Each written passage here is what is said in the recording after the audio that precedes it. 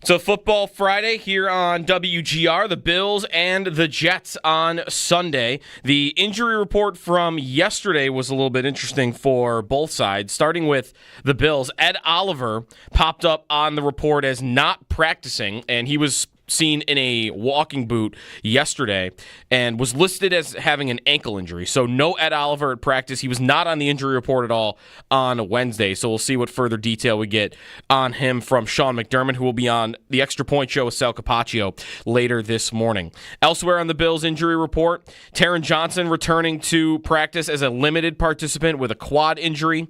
Also returning to practice was backup linebacker Shaq Thompson. Same thing, he was limited on Thursday. Other players that were limited include Dawson Knox, Greg Rousseau, Jordan Hancock for the Bills, and James Cook was upgraded to a full participant. On the Jets side of things, Josh Reynolds, wide receiver, popped up as not practicing on Thursday. He started last Sunday for them.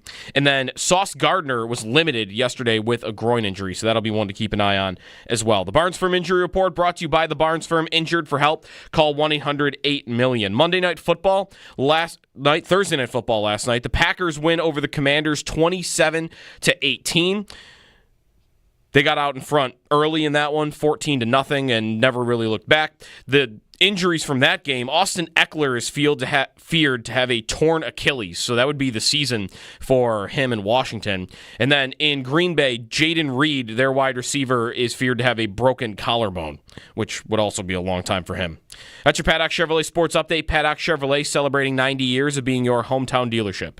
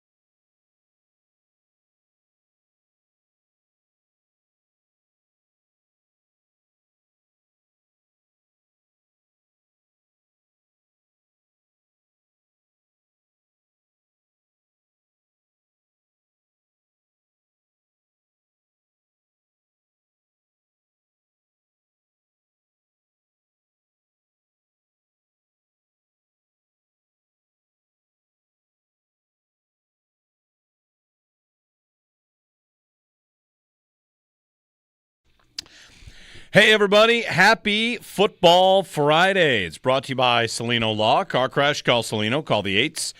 And by Crosby's Pizza and Subs. Crosby's Hometown Fuel. Game day ready since 1922. My name's Jeremy White. With me is Sneaky Joe DiBiase. It's a Football Friday. Last night we watched the first Amazon Prime broadcast of the year, Commanders and Packers.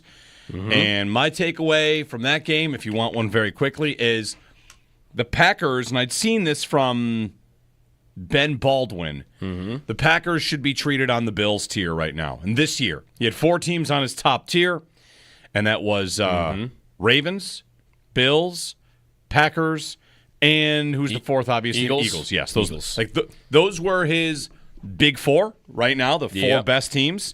And I think it was the market-derived tiers based on what spreads say and what the futures say. Super Bowl odds and stuff basically, like that. You should look at the Packers like you look at the Bills right now. That's how good they are. And they're built a little bit differently. The Bills, of course, have the best quarterback in football. I don't think Jordan Love is in that tier. But, man, they are really good. And they added Micah Parsons, and he was a game wrecker last night. Without getting a million sacks, you watch them play. So there's that guy. making. And he's not even playing all the time yet. Like he's coming in on third downs and a little bit more than that. They're super impressive last night. They just had everything buttoned up. Their coach is good. Their defense is really good. Their defense is complete. And Tucker Kraft, is Tucker Kraft like today the best tight end in football? He's amazing and had a monster game last night. So, yeah, the Packers. Their defense looks really strong all the way around. It's not even just Parsons. Rashawn Gary and Van Ness on top of that. The whole thing, they deserve. I think they deserve that. And even though Jordan Love is not on the Josh Allen tier, isn't he on the next one right after that? Like, I think he's really, really good. Yeah. He can't really move in the way that Allen or Lamar or Hurts even. Like, he's not. I actually saw yesterday that was trying to decide who to start in fantasy over Brock Purdy, and I'm looking at like Goff, Love. I'm like, oh, Jordan Love runs a little. Doesn't? Oh no, his over/under for rushing in that game was 5.5 yards. Yeah, like he's not a runner at all, and that I think is part of what limits him from ever being like on that top tier. But that dude makes all the throws. Yep, makes all the throws, and he's got decent weapons. Kraft might be great. I think he's really good. Like, especially he's in the conference that doesn't have any of the Monstars in it. That's a big part of it. So Steven Ruiz, I was pulling up his quarterback rankings. Where do you think he put Jordan Love? Quarterback rankings. Like 8th, 11th. Okay, behind Geno Smith. He's a big Geno fan. He loves Geno. He puts Geno 9th. Yeah, but Love is a young franchise quarterback caught between doing too much and not doing enough, is what he writes about him. Mm-hmm. So. Still a long way to go. I mean, he's super young, and he makes all the throws. He made a couple incredible throws last night. Yeah. And, we'll see about Jaden Daniels in Washington. Injuries in last night's game. Eckler, an Achilles, done for the year. And that might be his career. Yeah, I mean, that's right. He's at an age at running back where Achilles, like, I'll be impressed if he can get back in the league. Jaden Reed, a broken collarbone. Yeah. Which I saw a little bit on him. If you know Jaden Reed, he was playing with a Jones fracture as well in the foot. And the silver lining is that maybe a broken collarbone allows his other injury to also heal. I mean, he was playing through it and doing pretty well. Mm-hmm. So Packers win, and they are 2-0, and they look darn good. And they've beaten good teams along the way. I mean, I think, I think two good wins for the Packers. ESPN just had a graphic up there. They're like the 5th team in the last 25 years to beat 2 12-win teams from the previous year to start a season. Because the Lions were that, and the Commanders were that too. Lions and Commanders to open up and go back-to-back wins. Now they play Browns, Cowboys, Bengals, Cardinals, Steelers, Panthers. So we'll see about the Packers. The last team to do that, though, was the 2022 Bills, to beat two teams with 12 wins to start the season. 2022 Bills did that, and now the 2025 Packers.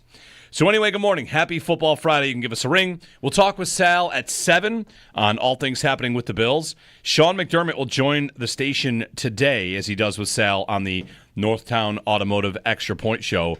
And it'll be a big one because we got to find out what's going on with Ed Oliver. Mm-hmm. Oliver pops up on the injury report and is seen as in a walking boot, just out of nowhere. Mm-hmm. What? He's what?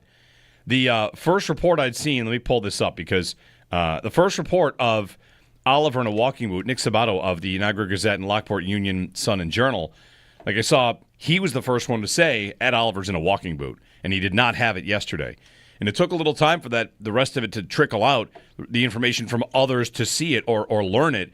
But that news comes out, and it's, what? He practiced, and he spoke with the media yesterday. Mm-hmm. And I had someone in my text club, people texting me, point out, isn't it odd that Oliver is hurt after he said 60 minutes is padded practice or whatever. Padded practice after a full 60-minute game is pretty intense, pretty big deal. Uh-huh. He's also the one that was at the podium asked about it, so I don't know if there's anything to that. It might just be a coincidence. But did he get hurt driving? Riding a horse? I thought about riding a horse. I mean, everybody thought riding a horse. I literally Googled, can you hurt your foot riding a horse? I think you can hurt everything riding a horse. Yeah, that's what it turns out. Like, you can hurt whatever. Walking boot. Maybe. So, when it happened last night, I searched Ed Oliver walking boot to see if anybody else is reporting it other than Nick. And nobody was. But one thing popped up. Joe Biscaglia from 2022 Ed Oliver's wearing a walking boot. And I thought, okay, that was September 8th, 2022. So I went back to that. Like, Okay. How many games did Ed Oliver miss the last time he wore a walking boot? The answer is 3. I don't know if it's same injury. Okay. All you athletic trainers out there that understand the mechanics of a walking boot and the range of injuries it might cover. Last time we saw Ed Oliver in a walking boot, he missed 3 games. How many will he miss now? Will IR be something we see? Who knows? Yeah. But Sean McDermott speaks with Sal about 11 o'clock today, and hopefully we get some more information on that. I did read, by the way, on the horse thing. Like there's nothing that no one's reported that this has happened. But I did read yesterday that a Liz Frank injury, which is a foot injury, like the middle of your foot, was named after a French guy from like the 1800s named Jacques Liz Frank, where the injury comes from your midfoot seen on cavalrymen who fell with feet stuck in stirrups. Get out of here. So the Liz Frank injury is named after, like, the cavalry. This is like a Pablo Torre level reveal you've just given us Yes. here. Yeah. That's some investigative stuff. French surgeon Jacques Liz Frank de Saint Martin, 1815. Yeah. It's a horse injury. So the injury is Well, it's an injury for those that ride horses. your midfoot Your midfoot. because you fall on the horse falls. You fall. The injury, if you fall off the horse and your foot gets stuck in the stirrups, I guess. Wow. Yeah. Well, I was not prepared for that. So I'm just saying, this is the horse guy on the team, and that's the injury named after the horse guys. So I don't know. Who knows? Well, it's It really just is really what matters is whether he's able to play through whatever it is, and if he doesn't play Sunday, I'm going to TJ Sanders, I guess, who played 15 snaps on Sunday, and that's pretty much it. TJ Sanders, Deion Walker, Jordan Phillips is going to be elevated in dress. Yep. Right, if there's no Oliver. If there's no Oliver, then that's bad news. I mean, he was a disruptive force, and we'll hope that whatever. I don't want to get too far. We'll hope he can return. He's not out yet. It's just amazing because he's coming off of his best game as a Bill. Yeah. Like, finally, like Ed Oliver taking over a game. We've been waiting 6 years for him to take over a game like that. He does it, and 3 days later, what? He's playing ping pong in a walking boot? Crap. How'd that happen? So that's not fun. Because I was like, all right, maybe this is the Ed Oliver year. Sure. Or he's an all-pro at the end of it. And he gives you a Chris Jones level playoff game or something like that. I wasn't thinking about him being the next Bill that could be on an NFL top 100 list, but go get 10 sacks and be like an all-pro defensive tackle, and maybe you get there. Yeah, be nice. Well, what's the plan now? Have Josh Allen score 60 points against the Jets? I have seen a lot of talk about this is a game to hit the over on. Like, there's going to be offense in this game. Well, if they gave up 33 to the Steelers, Yeah. you would think they'll give up a lot of points to the Bills. Yeah, just one that the Jets are not equipped to stop Allen right now with what they have defensively, and that their personnel just doesn't match yet what Aaron Glenn wants to do on defense, and you saw a lot of that, I guess, in week 1. And they like to play Nate Tice had this, that the Jets, Aaron Glenn, more than any coach in the league, it's telegraphed, he's going to play man coverage on late downs, 3rd and 4th downs. What sounds like the worst idea in the world against Josh Allen on 3rd and 6? Let me have all my defensive backs turn their back on Josh Allen. Yeah, well, I mean, last year the Bills faced more man coverage than any team. Right? Teams have switched to man on the Bills. More than they ever have. Was it the most? Yeah. Okay. Because I don't remember that, but teams switched to man on the Bills because what am I going to say? Because their receivers don't get open. That was last year. Right. A lot of was last year. A lot of man coverage because their receivers don't get open. And this team has one of the worst corners in the league, maybe, in Brandon Stevens that's starting, and that could be a guy that you take advantage Could of. be. And the Jets are going to want to run zone reads, which is what the Ravens did, and it worked amazingly for them. They have... Even we've talked about Breece Hall this week. They have Braylon Allen, who's like Derrick Henry extra light, as the backup running back. He's a monster. So they might be able to run the ball at will, especially if Ed Oliver's out. So I think you could get a lot of scoring on Sunday. Well, to borrow the phrase from Joe Marino, who joins us on Wednesdays, he's referred to the Jets as the dollar store Ravens. That basically, there's a lot of things that are very similar. If you want Derrick Henry extra light or Lamar Jackson extra light, like what you have is the dollar store Ravens. So, whatever. I'm not too worried about the matchup because I think the Bills will not sleepwalk through the first half, or they will not get out to a slow start. They'll be fine. The offense is fully healthy, right? I've got the defense in shambles, and while you're if you're a Bills fan that thinks, why can't we have nice things, this is where someone will inevitably point out, well, better now than January 7th to have, run through the list, Oliver, Hairston, Hoyt, Ogunjobi, maybe Trey White. Yeah. It's a list. It's a list. And those guys were expected to be contributors. A lot of them are expected to, especially Hoyt and Hairston. And I guess Trey White. But if Trey White's back, then you take him off the list. They're down a good number of players. And in what happened in the first game, you had linebackers and safeties that were just not really into the game, not up for the game, not processing the game. And that's kind of what happened to them in the Baltimore performance. So I feel fine. If they lose this game, if they found a way to lose this game, I don't know what the reaction would be. It might be that they spent all this time trying to fix their defense and it's not fixed. But I said to you before the Baltimore game, I'm going to keep saying it, it's not sexy to say you need to give it time to come together. But the reality is we need to give it time to come together. Allen should carry them through the early stages. And you got to kind of wait for the defense to get time to come together. They've got a lot of young pieces and new pieces. Yeah. And this next 5-game stretch, I mean, come on. Jets, Dolphins, Patriots, New Orleans, Saints. Yeah. Shouldn't I just, all right, you'll be fine, come together, figure it out, get on the same page, and start to peak at the right time. How much of their defense right now, though, is new and is young? Because, I don't know what Oliver's going to be. Let's hypothetically say he is going to play through this injury. He'll play on Sunday. How many guys that are going to line up for the majority of their snaps are actually new guys? Isn't it? Not that many. It's just Bosa. It is just Bosa. It's just Bosa, and it's Cole Bishop. And the bigger concern might be that in the Baltimore game, the biggest problem you had was two groups that are not new, the linebackers and the safeties. Right. Up the middle of the field, the linebackers and the safeties got cooked in this game, right? And they are not new. So waiting for them to come together is a little bit more of a, let's just hope that they have better performances. Well, Bishop would be he's kind of new because he was here but didn't really play a lot. And that could be the growing pains that you're showing. He's still figuring it out. He's going to need a couple of weeks, maybe even a month to really get used to where he's supposed to be and playing downhill and aggressive when he needs to and also being responsible over the top. Maybe that answer is Bishop. I don't know how much of a difference he's supposed to make on Sunday against Derrick Henry when he's coming down towards the third level at 100 miles an hour. But he's the guy in the middle of the field.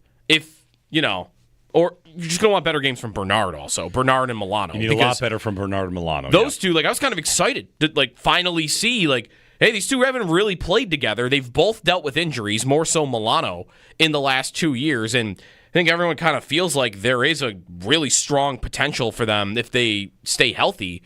And, man, it could it have gone worse in the first game? It was hard for them. They were getting met by linemen a bunch, but they just were nowhere to be found on that game against the Ravens. So those two I would want to hope pick it up a little bit in this game against the Jets, because that's supposed to be a strength of that defense, not a weakness. Yep. The safeties we know is a weakness. Yeah, the safeties, they just kind of hope come together, but they've been hoping for that for a while. Yeah. The full year last year, right. Even though Bishop didn't play that much. 803-0550. Mike in Wheatfield. Hey, Mike, good morning. Morning, guys. I got to say, and this is not just a Buffalo thing. This goes throughout, every fan of the NFL. I'm a little flabbergasted at what's happening. Everyone before the Ravens game was like, oh, okay, well, it's the Ravens, so if we don't win, we can't think too much into it. It's not that big of a deal. It's the Ravens, this, that, and the other. And then we had the most amazing comeback ever. And it's like watching what happened a couple years ago when the Bills were projected to go and win the Super Bowl. We are getting too far ahead of ourselves. The conversation you guys are having about the defense is very refreshing because, our defense is in shambles right now due to injury. But everybody is just like, the Bills are just going to walk through the rest of the year. And you guys are talking about the next 5-game stretch. Yeah, those teams aren't great, but you just listed off all 3 of our own divisional opponents who know us, who key in on us. So, I think everybody needs to stop getting ahead of ourselves. We got to just go 1-0 every week. 1-0. That's it. And we'll get to where we need to be. Love you guys. Go Bills. I'll listen off the radio. Thanks, Mike. The Bills do have the best record in their division of the entire NFL in the last 5 years. They are 24-6. Yep. So, and this guy this week doesn't know them. That's right. He's played Aaron Glenn's played against them once. That's right. As a coordinator. So he doesn't know them yet. Vrabel does from his years in Tennessee, but and while we're at it, we'll always make this distinction. The Bills are not allowed to look at the next 5 games. It's fine if they do. We certainly can. Yeah. We certainly can list off 5 opponents. And will. Yeah. And talk about when the next really difficult game might be. We can talk about this game. We can talk about this game in the context of other games. And we can certainly also say things like, things might have to come together. If a rookie doesn't have a good game on a Sunday and we say, well, it might take some time for that, that's allowed too. And what am I supposed to do? 1 game at a time? I guess TJ Sanders stinks. Right.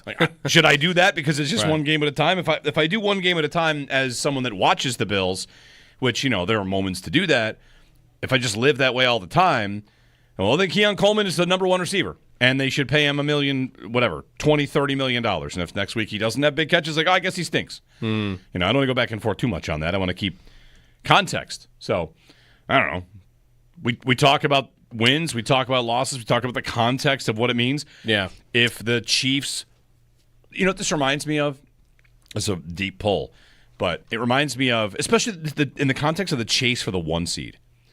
The complete opposite side of that is going back to the Sabres tank when I would be really passionate about a win they had in November. Mm-hmm. What are you worried about? You don't understand. When you're going for the top spot, in that case it was the bottom spot, September matters, October matters, November matters. And if you want the Bills to get the 1 seed, this matters this week, next week, every week, talking about the path to get there. The Chiefs playing the Eagles this week. That matters. The Ravens are playing the Browns. And the last couple times these teams have played, the Browns play well against the Ravens. They have played them tight. They won a game against Baltimore with Deshaun Watson at quarterback. Yeah, if the Browns were to win this week and beat the Ravens and the Bills win, sure, all you got to do is go 1-0 every week. But I'm going to sit here and talk about how significant it could be in January because when you get to December, they look at the games that have happened and say, all right, how'd you rank? That's why when you said a few minutes ago, what if they lose to the Jets on Sunday? What are we going to think if they lose to the Jets on Sunday? And the first thing that popped into my mind was, you already blew your 1 seed lead?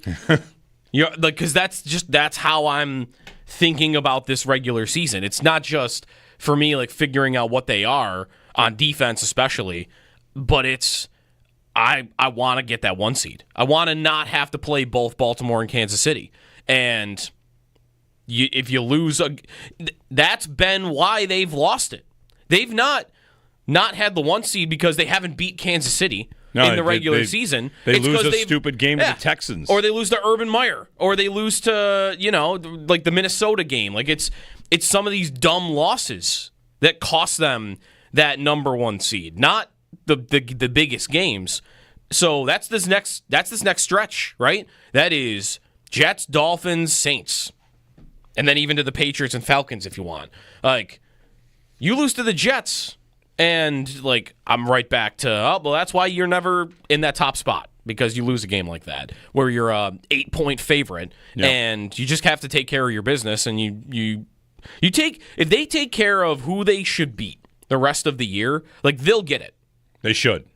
The only, maybe that's, because really that would only be, 2 losses?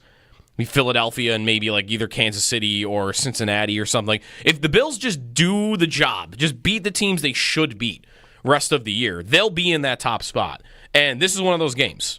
So if they misstep, that's not going to feel great. 803-0550. It's Football Friday. It's about the Jets. It's about the league. It's about, trying to win the Super Bowl. As that's part of the context of why that Baltimore game was not just an epic comeback, but it's about how important it was. It was a 2-game swing in that race. Anyway, 803-0550, the phone number. It is Football Friday, brought to you by Salino Law. Car crash, call Salino, call the 8s, and by Crosby's Pizza and Subs. Crosby's hometown fuel, game day ready since 1922. Football Friday. We're back. The weather going forward is amazing. Also, there's 2 games in 6 days. They play the Dolphins Thursday, primetime at Highmark. And then the next game after that is Saints. But Yeah, 3 out of 5 to open the season are in primetime. Yep. All at home. And I would say 4 out of 5 to open are at home. Yeah.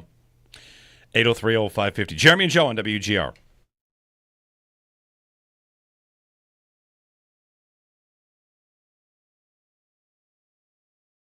You're just going to want better games from Bernard also. Bernard and Milano. You need a lot better from Bernard and Milano. Those two, I was kind of excited to finally see, hey, these two haven't really played together. They've both dealt with injuries, more so Milano, in the last 2 years. And I think everyone kind of feels like there is a really strong potential for them if they stay healthy. And, man, could it have gone worse in the first game? It was hard for them. They were getting met by linemen a bunch, but they just were nowhere to be found on that game against the Ravens. So those two I would want to hope pick it up a little bit in this game against the Jets, because that's supposed to be a strength of that defense, not a weakness. Yep. The safeties we know is a weakness. Yeah, the safeties, they just kind of hope come together, but they've been hoping for that for a while. Yeah. The full year last year, even though Bishop didn't play that much. We got to find out what's going on with Ed Oliver. Mm-hmm. Oliver pops up on the injury report and is seen as in a walking boot, just out of nowhere. Mm-hmm. What? He's what? The first report I'd seen, let me pull this up, because the first report of Oliver in a walking boot, Nick Sabato of the Niagara Gazette and Lockport Union Sun and Journal, I saw, he was the first one to say Ed Oliver's in a walking boot, and he did not have it yesterday. And it took a little time for the rest of it to trickle out, the information from others to see it or learn it.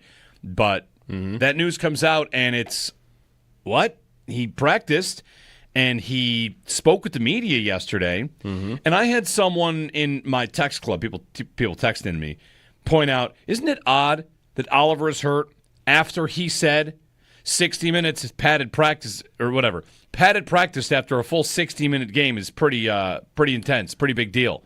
Uh-huh. He's also the one that was at the podium asked about it, so I don't know if there's anything to that. It might just be a coincidence. But did he get hurt driving? Riding a horse? I thought about riding a horse. I mean, everybody thought riding a horse. I literally Googled, can you hurt your foot riding a horse? I think you can hurt everything riding a horse. Yeah, that's what it turns out. You can hurt whatever. Walking boot. Maybe. So, when it happened last night, I searched Ed Oliver walking boot to see if anybody else is reporting it other than Nick. And nobody was. But one thing popped up. Joe Biscaglia from 2022. Mm-hmm. Ed Oliver's wearing a walking boot. And I thought, okay, that was September 8th, 2022. So I went back to that. Okay. How many games did Ed Oliver miss the last time he wore a walking boot? The answer is 3. I don't know if it's same injury. Okay. All you athletic trainers out there that understand the mechanics of a walking boot and the range of injuries it might cover.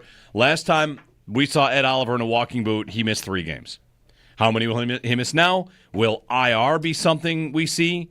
Who knows? Yeah. But Sean McDermott speaks with Sal about 11 o'clock today, and hopefully we get some more information on that.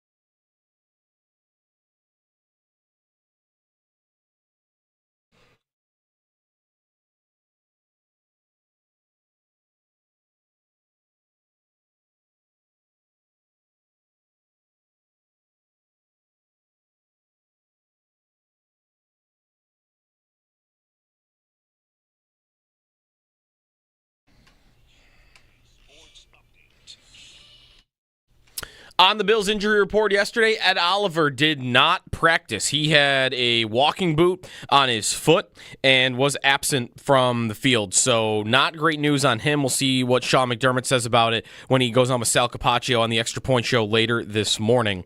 The Bills otherwise had a few players returning to the field, including Taron Johnson, who was limited at practice after not practicing Wednesday. Same goes for Shaq Thompson at linebacker. Meanwhile, Tre'Davious White, Greg Rousseau, Dawson Knox, all listed as limited as well. For the Jets, Sauce Gardner popped up on the injury report as limited with a groin injury, and their starting receiver, Josh Reynolds, did not practice with a hamstring injury. The Barnes Firm injury report brought to you by the Barnes Firm. Injured for help, call 1-800-8-MILLION. The Packers win over the Commanders 27-18 to improve to 2-0. Austin Eckler for Washington out for the season with a torn Achilles. Jaden Reed of the Packers out 6 to 8 weeks with a broken collarbone. Brock Bowers did not practice for the Raiders on Thursday with a knee injury. If you have him in fantasy, keep an eye on that because they play Monday night at 10 p.m. against the Chargers, and the Raiders could be without their top tight end. Those are your Paddock Chevrolet sports headlines. Paddock Chevrolet celebrating 90 years of being your hometown dealership.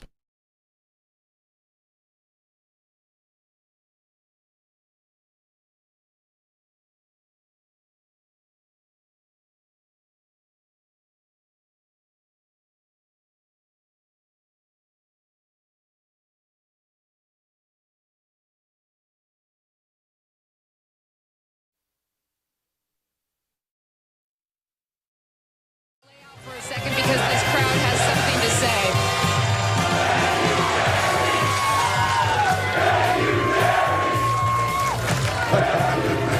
I know you guys know what they're saying. They're saying, "Thank you, Jerry." Packers, the Cheeseheads there chanting, "Thank you, Jerry," for Micah Parsons. That's funny. He was awesome last night. Yes, he was. Packers win on Thursday Night Football. Bills and Jets coming your way Sunday, 1 o'clock. Football Friday, brought to you by Salino Law. Car crash, call Salino. Call the 8s, and by Crosby's Pizza and Subs. Crosby's Hometown Fuel. Game day ready since 1922. Yesterday we talked to Andy Vasquez on the Jets. You know, seeing some Jets reporters, people that cover the Jets, talking about what happened in their opener. It's interesting because it's hard not to look at it as the trap, right? Mm-hmm. Justin Fields. He has a nice game, and it's maybe this reclamation project can work. And, man, that is just, for me, that's a tough sell. Yeah. The stats on Justin Fields, he, even in that game against the Steelers, took the longest time to throw in the NFL. Yeah, I know you might be out there thinking like, well, yeah, a guy that scrambles and runs around is going to take more time. That's right. He has the ability to extend plays a little bit, maybe a lot of it. He did it in that game better than you normally see it from him. Okay. Like I watched a lot of that game, and he consistently was getting out of the pocket, finding a guy down the field, making plays with his arm via his feet. Yeah, but I've watched him enough to know, like, that's not normal. That does not last. Normally, he scrambles to make plays like that and then takes a sack or throws a pick. Like, it doesn't usually look as good as it did against the Steelers. Yeah, his sack percentage on his NFL career is kind of nuts. And it's like 11.7%. Yeah, that's insane. Of his dropbacks. Yes. Right? He's getting sacked on 12%. Wasn't Allen like 1%? Yeah, the really good quarterbacks are in the 2 to 3% range. Okay, right. Does not happen a lot. So 11%. Let me actually pull up Josh's sack percentage. Yeah, Josh's sack percentage this year is 2%. Last year was 2.8. The year before that, it's 4. Yeah. Allen has crossed, in rookie season, he's 8, then 7, then 4, 3, 5, 4, 2, 2. It's one of those spots where sacks are equally on the offensive line as they are on the quarterback. They're also on scheme and system. How fast does the ball come out? Right? You can't sack Mahomes when he's out there dealing too quickly. You can't sack Tua if the ball's out too quickly. But with Fields, it's one of the things about this game that would be very disappointing if, in fact, Ed Oliver's going to miss, which I expect him to miss. He's in a walking boot 2 days before. I expect him to not play. We'll see. Sean McDermott at 11 o'clock maybe about that. But Oliver, I would have expected, if he had the same game against the Jets that he had against the Ravens, he'd have 4 sacks. Mm-hmm. Disruptive force, just monster. And maybe Bosa, same way. I know that Fields can escape and can run and can get away a little bit, but he's an escape artist that gets sacked. Which is impressive almost. I don't know. It's impressive in that, like, how do you manage that? You're one of the... Is he not... Like, just pure athletic traits at quarterback, like as a runner. Is he not second in the league to Lamar? Like, maybe just in speed, I should say. Because he's up there. You'd put Allen number 2 because of his combo of power and size and speed. But I guess it comes down Fields is fast. There are plays when he should have thrown the ball already, and instead he's that's the thing. Scrambling and he takes a sack. And that's a thing that I'm growing in appreciation every day of these franchise quarterbacks in the league. This is a Caleb Williams conversation, I think, in Chicago right now, too. Tons of sacks, and really, like, what's your processing speed? Like, look at like how masterful Allen is at that. Like, even pre-snap, this can be true. But then once the play begins, like, how aware are you of your surroundings? How well are you good at reading what's going on in front of you? And then how can you translate that to getting rid of the football? And like Justin Fields, that's always been the thing. It's just I don't know that he knows what's going on around him. That could be pre-snap or post-snap. And that could be system. That could be, that's true. It could be it's not optimized. Maybe they give it in a better system. And that's one of those things where I don't really know. I'm not really sure if you can get a lot better at that over time because he was bad at it early and he didn't really play a lot last year. So maybe he could have gotten a little better at, all of the processing that a quarterback needs to have. Yeah, he appeared in 10 games. I should pull up his game log from last year because he didn't start 10 games though. No, he started 6. They would use him on like 4th and 2s. Yeah. So yeah. See if I can get like how many times he got sacked or sack percentage per game because that would matter. But one thing he did in the opener, and this is if you're a Jets fan looking for the Justin Fields reclamation project, to me this is the number one stat to track, sack percentage. And in one game, he cut it down to a perfectly good number. 4.3% of his dropbacks he was sacked. His previous seasons, 11, 14, 10, 9. He cut it to 4. If he can live with 4%, if he can actually make that happen. Where's the 4% from? That's from this year? That's from the Steelers game. That's from the Steelers. One game. Right? One game That's with what the I'm Steelers. saying. It's one. No, with the Jets against the Steelers. Oh, I see. Yeah. Okay. One game, the 4%. opener. How'd their offense work? Why did it work? An answer because he didn't take sacks to kill their drives. His adjusted net yards per attempt was over 10. Like, he did well. And if he can not take sacks, which is something he has done his entire career to this point, at an elite level, which is the wrong kind of elite level. But if they can figure that out, the reclamation project, the idea of him having the Geno glow up or the Darnold recovery or, these quarterbacks that find a second opportunity or third or fourth, it's going to come down to whether or not he can eliminate those plays because those are drive killers. Yeah, usually those guys do that, though, when they leave the Jets, not when they get to the Jets, right? It'd be the opposite if he did the reclamation. Really what would happen is he'll flame out this year, then he'll go somewhere else, and then he'll figure it out. Yeah, he is 26, so he's got time, maybe. Sean in Long Island. Hey, Sean, good morning. Hey, guys, good morning. Little, obviously, as every week, a little nervous. Definitely have some worries about going into this week. And one in particular is obviously with the whole Oliver thing now out of nowhere. So, I look at the Steelers defense on paper versus our defense on paper, and I just see kind of apples and oranges. On paper, they have obviously a much more formidable defense on paper. Now, as far as Fields is concerned, do you give any merit to the fact that he was looked so good last week? I don't want to put him that high on the pedestal, but he looked good. Because of the fact that he had familiarity with the Steelers' defense? Do you put any weight into that at all, or is that just something that I'm trying to cling on to? Yeah. It's always one of the tough things about week one, right, Sean? Like, we only see 16 teams play 16 teams. We don't know which was a matchup of two bad teams or two good teams. And is the Steelers' defense just old now? It could be. It's a good thought, though, I didn't think about. Like, did he impress because his first game was against the team he was practicing against all last season? Maybe.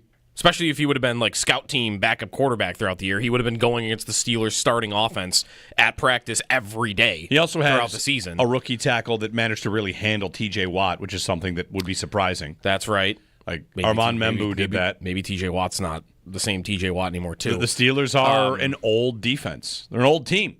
Yeah, I would throw it more up to like it's week 1. Weird stuff can happen.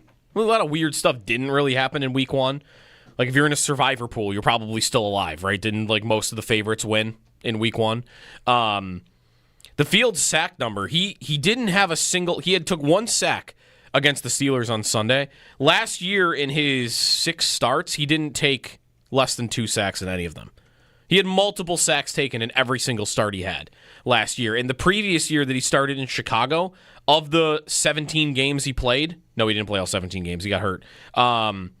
Here we go. Of the 10 games, he took less than 2 sacks once. So, last 23 games for Justin Fields, he has taken fewer than 2 sacks 2 times. Like, it just doesn't often happen. So, I don't know. I would bet on the Bills being able to get to him and force him into mistakes. Like, you want a game where the Bills can force their turnovers, which they pride themselves on. Like, I think this is a game where that could happen just by them getting to that quarterback. Bet on Bosa in this game is what I would be doing. Bet on Bosa. Of course, they got to get him in the game script where they have him drop back a lot. Right, because the Jets are going to want to run it. That's right. 803-0550. All right, I put a poll up based on Sean's call. Confidence check going into the Bills-Jets game, your 3 options. No doubt, dub coming. Normal nerves. Sean said, nervous. Mm-hmm. Or got a bad feeling. Let us know what you think. Confidence check. Me? No doubt. No doubt? No doubt. Sometimes people think that's like a jinx, like, oh, careful, and whatever. It's not been described as a trap game. It's been described as a, what was it? Oh, a letdown game. Yeah, whatever. A letdown game. So invested in the Baltimore game that I will believe they can lose this game when the clock runs out.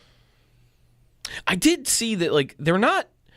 I said this yesterday, like, the Jets are annoyingly competitive against the Bills. That's right. The Bills have won 8 of 10. So it's been closer than expected? Yeah, but is that only a couple of them that I'm thinking about? Like, 8 of 10 is dominance over another team. Yep. Maybe, is it because the record against Miami looks better?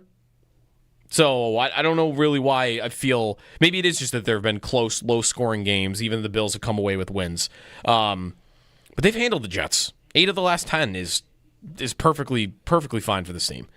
803-0550. Thanks, Sean, for the phone call. Improving the game plan when we return. It's all part of Football Friday. Sal joins us at 7. The latest on Ed Oliver, the other injuries, what to expect from the Bills this week heading into their game with the Jets. Sal joins us for his report coming up top of the hour.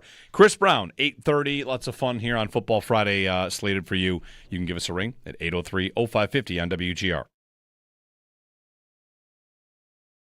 You're just going to want better games from Bernard also. Bernard and Milano. You need a lot better from Bernard and Milano. Those two, like, I was kind of excited to, like, finally see, like, hey, these two haven't really played together. They've both dealt with injuries, more so Milano, in the last 2 years. And I think everyone kind of feels like there is a really strong potential for them if they stay healthy. And, man, it could it have gone worse in the first game? It was hard for them. They were getting met by linemen a bunch, but they just were nowhere to be found on that game against the Ravens. So those two I would want to hope like pick it up a little bit in this game against the Jets, because that's supposed to be a strength of that defense, not a weakness. Yep. The safeties we know is a weakness. Yeah, the safeties, they just kind of hope come together, but they've been hoping for that for a while.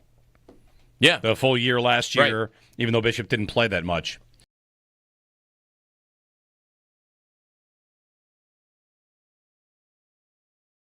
We got to find out what's going on with Ed Oliver. Mm-hmm. Oliver pops up on the injury report and is seen as in a walking boot, just out of nowhere. Mm-hmm. What? He's what? The first report I'd seen, let me pull this up, because the first report of Oliver in a walking boot, Nick Sabato of the Niagara Gazette and Lockport Union Sun and Journal, like I saw, he was the first one to say Ed Oliver's in a walking boot, and he did not have it yesterday. And it took a little time for the rest of it to trickle out, the information from others to see it or learn it. But that news comes out, and it's, what? He practiced, and he spoke with the media yesterday. And I had someone in my text club, people texting me, point out, isn't it odd that Oliver is hurt after he said 60 minutes padded practice or whatever. Padded practice after a full 60-minute game is pretty intense, pretty big deal. He's also the one that was at the podium asked about it, so I don't know if there's anything to that. It might just be a coincidence. But did he get hurt driving? Riding a horse? I thought about riding a horse. I mean, everybody thought riding a horse. I literally Googled, can you hurt your foot riding a horse? I think you can hurt everything riding a horse. Yeah, that's what it turns out. Like, you can hurt whatever. Walking boot. Maybe. So, when it happened last night, I searched Ed Oliver walking boot to see if anybody else was reporting it other than Nick. And nobody was. But one thing popped up. Joe Biscaglia from 2022, Ed Oliver's wearing a walking boot. And I thought, okay, that was September 8th, 2022. So I went back to that. Like, okay. How many games did Ed Oliver miss the last time he wore a walking boot? The answer is 3. I don't know if it's same injury. Okay. All you athletic trainers out there that understand the mechanics of a walking boot and the range of injuries it might cover. Last time we saw Ed Oliver in a walking boot, he missed 3 games. How many will he miss now? Will IR be something we see? Who knows? Yeah. But Sean McDermott speaks with Sal about 11 o'clock today, and hopefully we get some more information on that.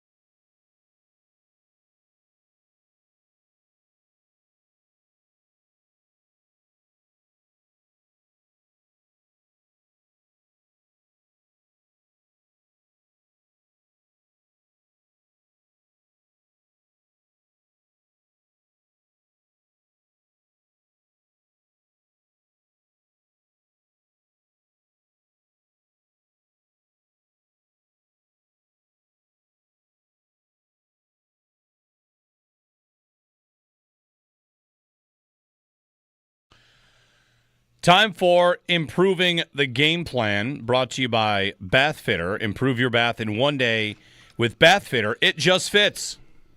All right, ready? Here it is. Throw the ball on 2nd and 1. That's it. Love it. Rest of the year. I would love that. That sounds fantastic.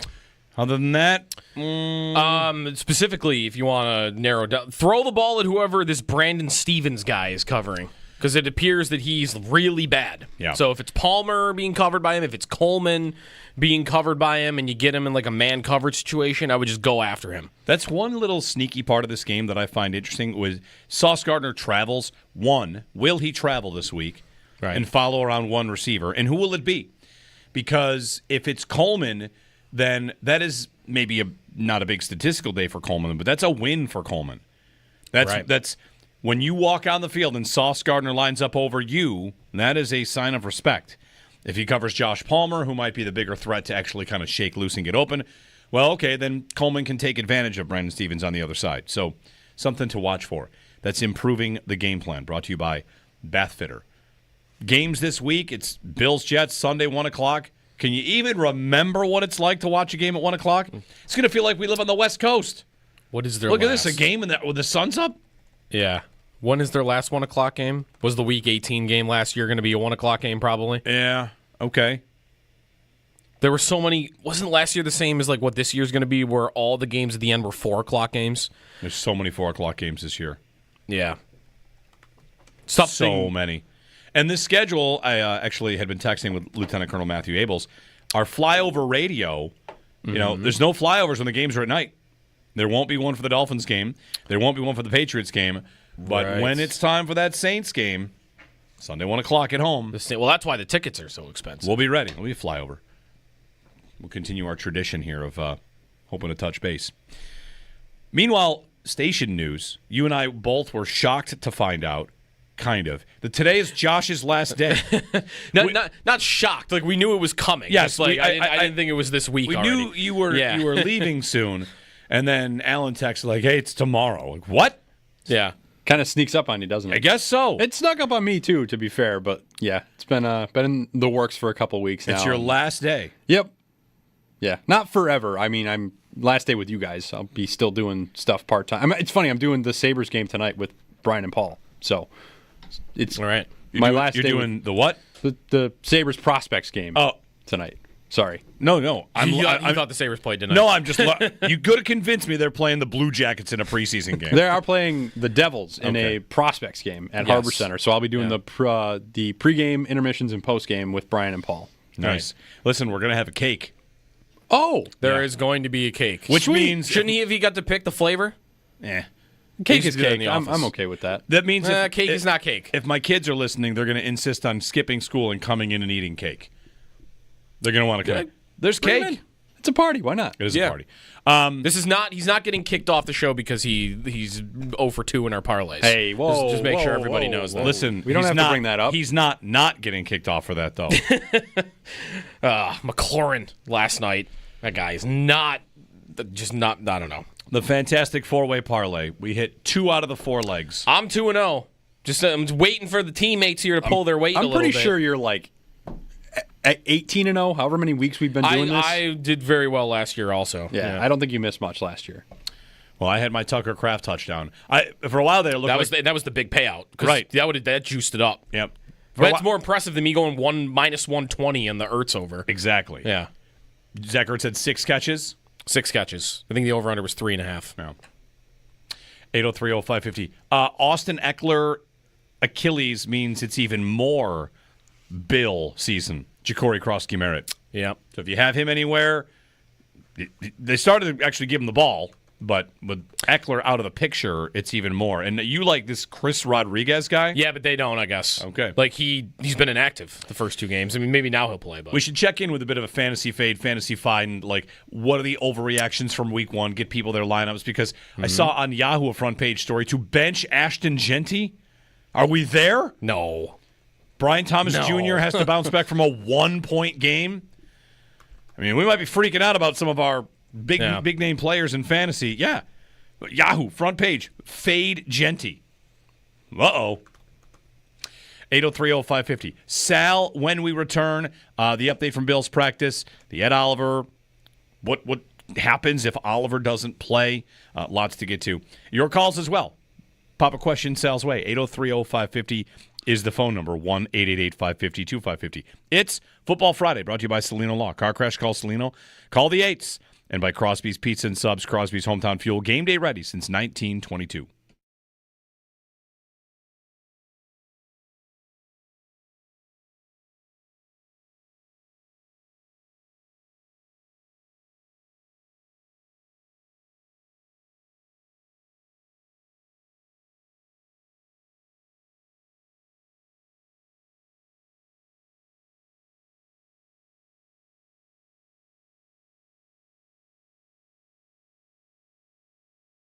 just going to want better games from Bernard also. Bernard and Milano. You need a lot better from Bernard and Milano. Those two, I was kind of excited to, finally see, hey, these two haven't really played together. They've both dealt with injuries, more so Milano, in the last 2 years. And I think everyone kind of feels like there is a really strong potential for them if they stay healthy.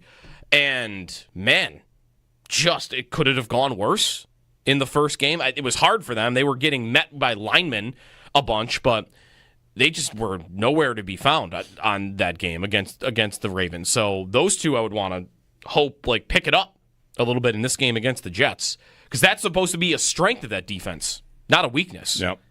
The safeties we know is a weakness. Yeah, the safeties, they just kind of hope come together, but they've been hoping for that for a while. Yeah. The full year last year, right. Even though Bishop didn't play that much.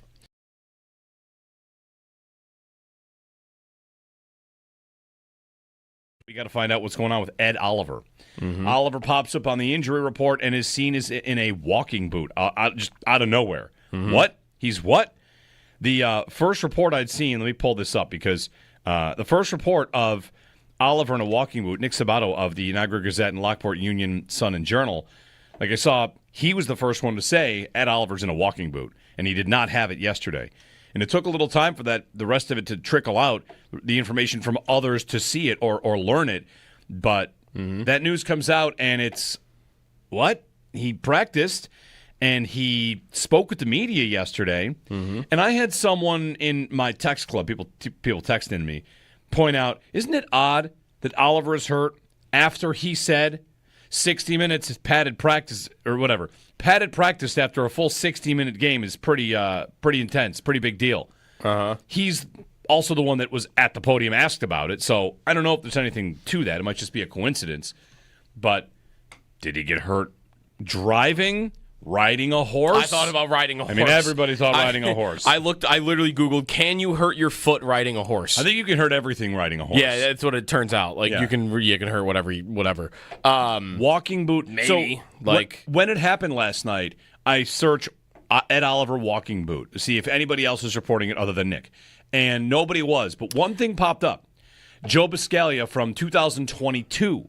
Mm-hmm. Ed Oliver's wearing a walking boot. I thought, okay, that was September 8th, 2022. So I went back to that. Okay. How many games did Ed Oliver miss the last time he wore a walking boot? The answer is 3.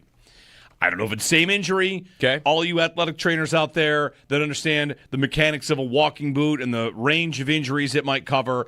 Last time we saw Ed Oliver in a walking boot, he missed 3 games. How many will he miss now? Will IR be something we see?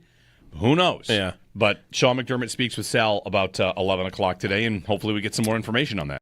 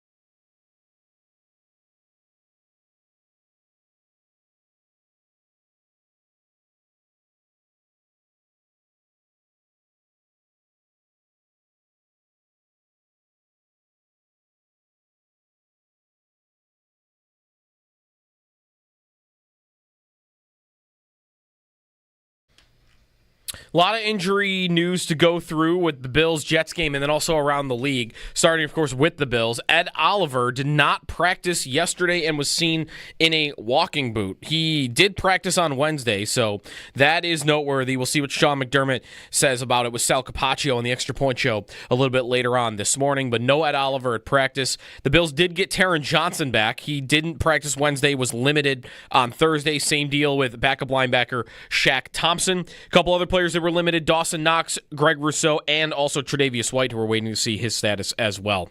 Jordan Hancock, rookie defensive back, also was limited. For the Jets, starting receiver Josh Reynolds didn't practice on Thursday after practicing Wednesday. That's listed as a hamstring injury for him.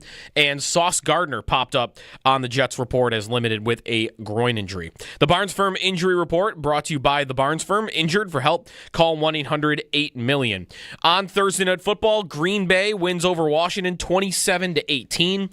The Commanders lost Austin Eckler for the season to a torn Achilles.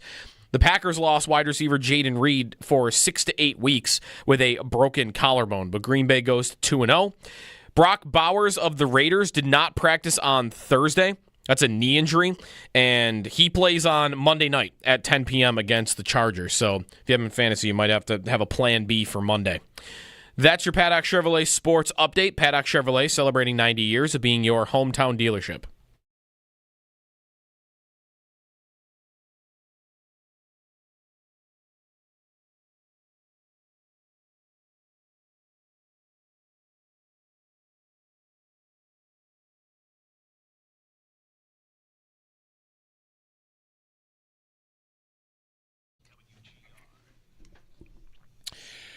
Time to get to Sal Capaccio as part of our Football Friday.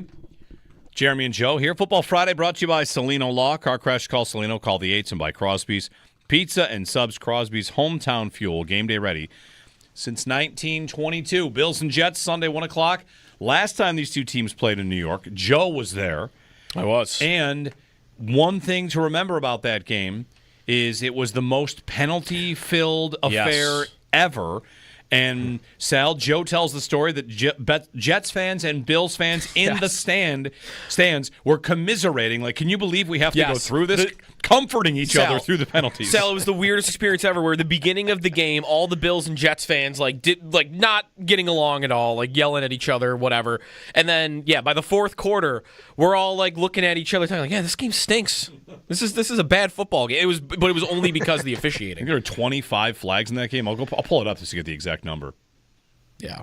I'm glad to hear that because generally Bills fans and Jets fans aren't the nicest of company together. You know what I mean? Yeah. So for that to happen, that's good. What I remember about that game is two things last year. Number one, Ray Davis played and started, and the Bills fed him a lot early on because James Cook did not play in that game.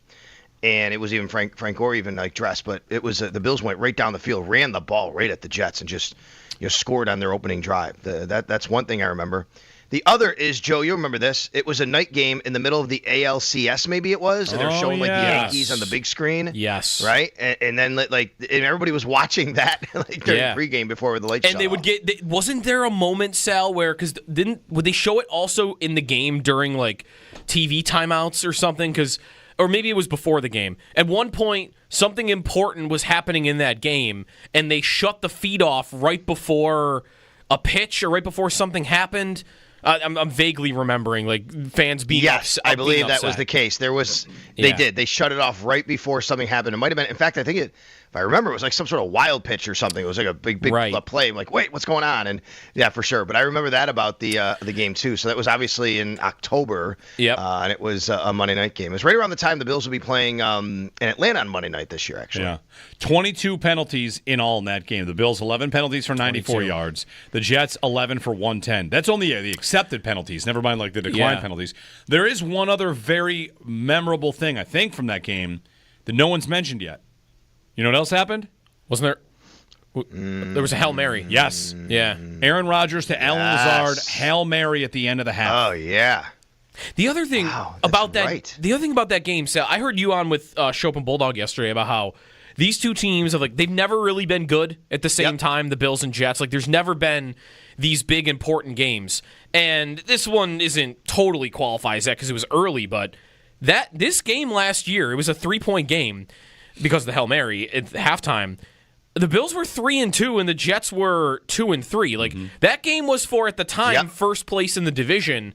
I mean, I don't know. The Jets season could have gone a lot differently if they had found a way to squeak that one out.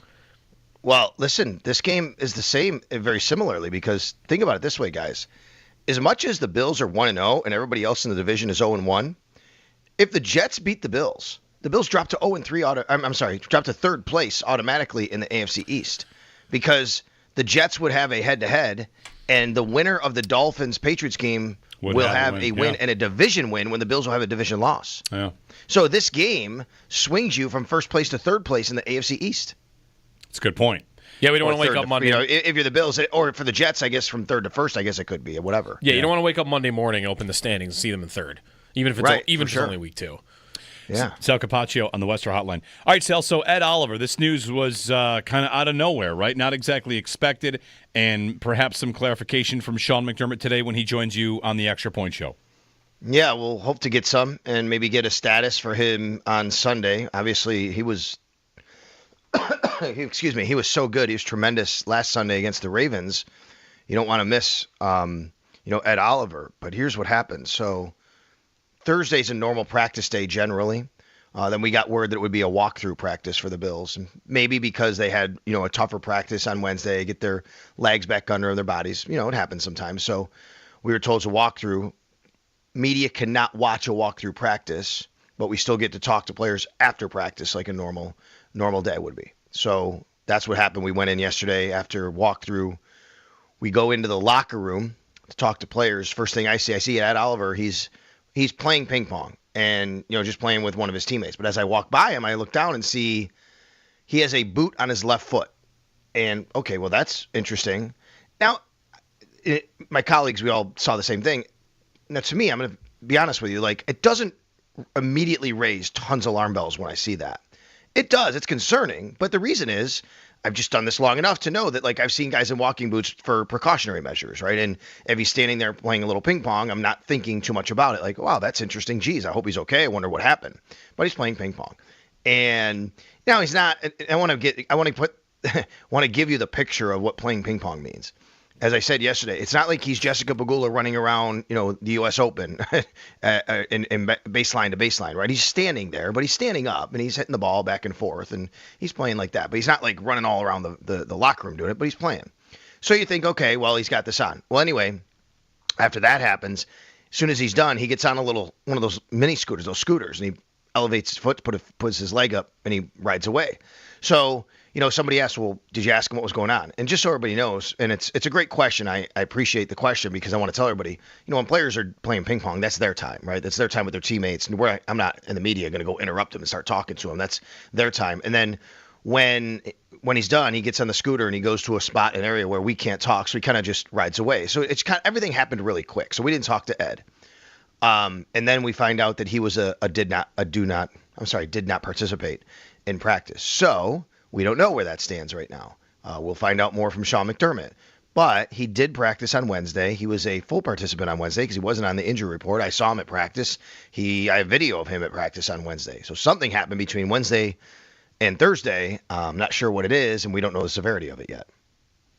Well, we'll find out maybe today. 11 o'clock is about the time McDermott joins you? Yeah. Okay. Yeah, I mean, sometimes it could be a little before. Sometimes it could be a little after. So it always just depends on what the schedule is and how things are going down over with him and the Bills and their schedule. So I would just keep listening, and you'll be ready for Sean at any time. Yeah, and I found that Oliver had a walking boot in 2022 and missed 3 games.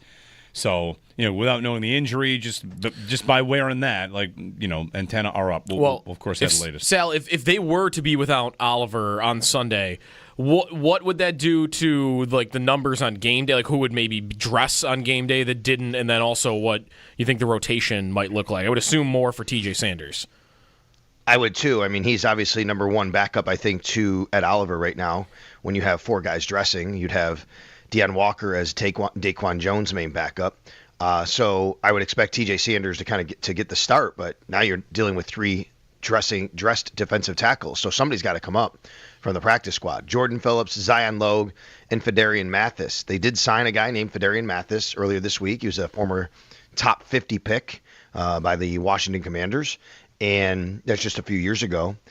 And it's just coincidental, really, they signed him, because if you look and say, well, they signed a guy, they must have known he was hurt. No, they signed him on Tuesday, I think it was, or Wednesday morning, and then Ed practiced on Wednesday. So they just signed him because they wanted to have a little more depth and get better, and he was out there. But now, I mean, you might be fortunate if you want to use him. Who knows? This quickly, I don't know if that'd be the case. Or Jordan Phillips or Zion Logue. One of them would have to come up, because there's no way you're going into a game with only three guys at defensive tackle. Sal Capaccio on the Western Hotline. So defensive tackle could be an issue. Sal, looking back on the opener there, if there's no Oliver, you already undermanned, how did you feel like the rookies came out of it, and how did the Bills talk about it? With Deion Walker and TJ Sanders, we've known these two are going to be kind of thrust into those roles, especially with some of the suspensions the Bills have. What was the scouting report of the review on their play? I mean, I thought that Deion Walker, TJ Sanders, could have done a better job, along with Daquan Jones, pretty much anybody up front, at squeezing gaps and getting Derrick Henry to the ground. But I don't specifically look at one of them and say, oh my God, he was terrible in that regard. I just think collectively as a unit, they allowed Derrick Henry a little bit too much. Ed Oliver's really the only one who kind of really did get into the backfield, penetrate. And when you think about it this way, guys, he had 6 solo tackles, right? So when I say that, it's like, well, if Ed Oliver's having a really good game, yeah, you want to credit some of his D linemen, that's fine. But literally, his tackles were all by himself. It's crazy. I don't know if I've ever seen a defensive tackle with 6 solo tackles in a game, none assisted.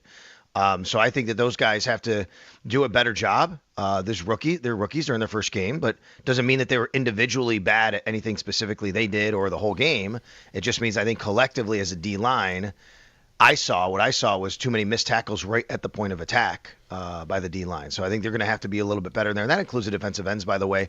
You can't allow Breece Hall, in this case, Derrick Henry last week, to get through the first wave of defenders, because then it becomes an issue, because you have Derrick Henry running against guys where he's a lot bigger than, he's got a full head of steam. And we talk about the linebackers, we talk about the safeties, but it's got to start up front. Sal, with Tre'Davious White getting a couple of practices in, do you think that it's tracking towards him being available to them Sunday? And if he is, do you think he starts? If he's active, he's on the field. One game from Dorian Strong that went, okay, isn't enough to unseat Trey White? No, I mean, I don't see that right now. If Tre'Davious White's playing, he's starting. That's the way I look at it. He's the starter, right? I don't think the Bills are suddenly like, oh my God, look at the rookie, he was really good. It's not. I mean, he played fine. There's no doubt about that. But Tre'Davious White's the starter. I think it would have to take multiple weeks of Tre'Davious White not playing well, and not even if Dorian Strong looks really good. To me, this is Tre'Davious White. I hate saying job to lose, but I think he'd have to kind of lose it, right? Where you're like, oh my God, we got to do something different here. If that's not the case, I don't think you're putting Dorian Strong on defense in place of Tre'Davious White. So it was good to see Tre'Davious White 2 days in a row. He was limited both days, but that's trending well. He wouldn't give an answer when asked, what he thinks about Sunday. He's not going to do that. But the way he's talking, the way it's looking on the injury report, I'm very encouraged that he could be available for the Bills on Sunday. The Jets receiving corps, it's very much a one-man show. It's Garrett Wilson, and then there's really not much else after that. And Josh Reynolds, who starts, might not even play on Sunday. Is there any... The Bills don't really use Christian Benford as a shadow corner, right? They do not follow him around. I don't know what they did with him on Sunday against Baltimore, but has there been any even question about whether they'll start doing that with him this year, given that the other position's a little bit in flux? I wonder too, Joe. I don't know. Especially with a team like this, where if you look at the Jets last week, I don't know if you looked at the Jets, you see the Jets stats last week, the targets and all that. I mean, it was pretty much Garrett Wilson and then nothing else, right? I mean, I think he had 9, and then the next closest had 2 as far as catches are concerned. Let's see. I got to bring it up right now. 9 targets, Breece Hall 4, and then after that, 2. Josh Reynolds with 3, and he might not play, like you said. That's it. It's Garrett Wilson as a wide receiver getting getting targets here. So they had 5 total targets for all the other receivers, wide receivers combined in that game. Yeah, so I wonder. I do wonder if they would do that with Christian Benford, and I do think it would be on a game-by-game basis, right? Like depending on who your opponent is and receivers, and Garrett Wilson is a lot of what they do, throwing the ball. So we'll see. You might just feel comfortable. Hey, we got Tre'Davious White, we got Christian Benford. Wherever he lines up, we're going to just go and we're going to play football. And I think the Bills, that's their general philosophy that we've seen over the years. But I do wonder if they do something like that with Christian Benford now in his 4th year, getting a contract showing that he is that type of cornerback that they could rely on to, be a true number one. Talking about the Bills matchup in New York with the Jets, getting through some of those injuries, and that's, of course, the Barnes Firm Injury Report, brought to you by the Barnes Firm. Injured? For help, call 1-800-8-million.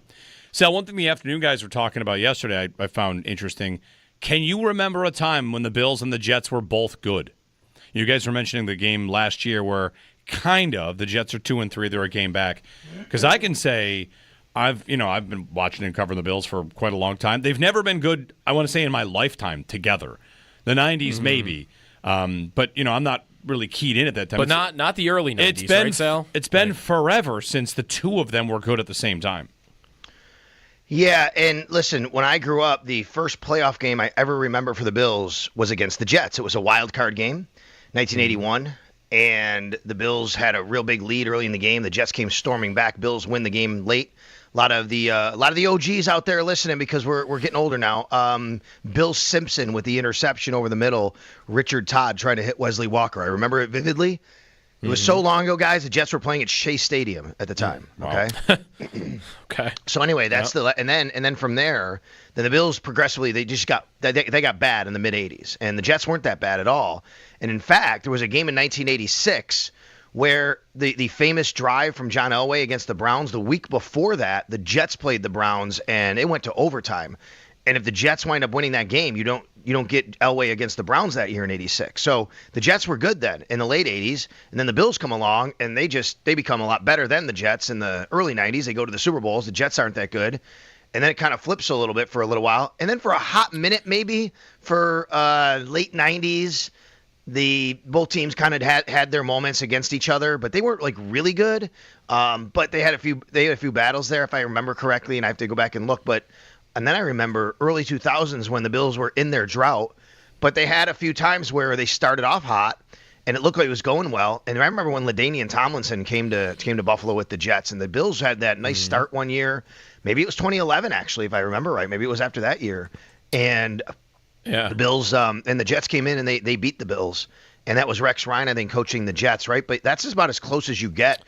And it's funny to think about now how we were here in Buffalo in a 17-year playoff drought. And now it's overlapping and the Jets had made playoffs during that time. They'd made 2 AFC championship games.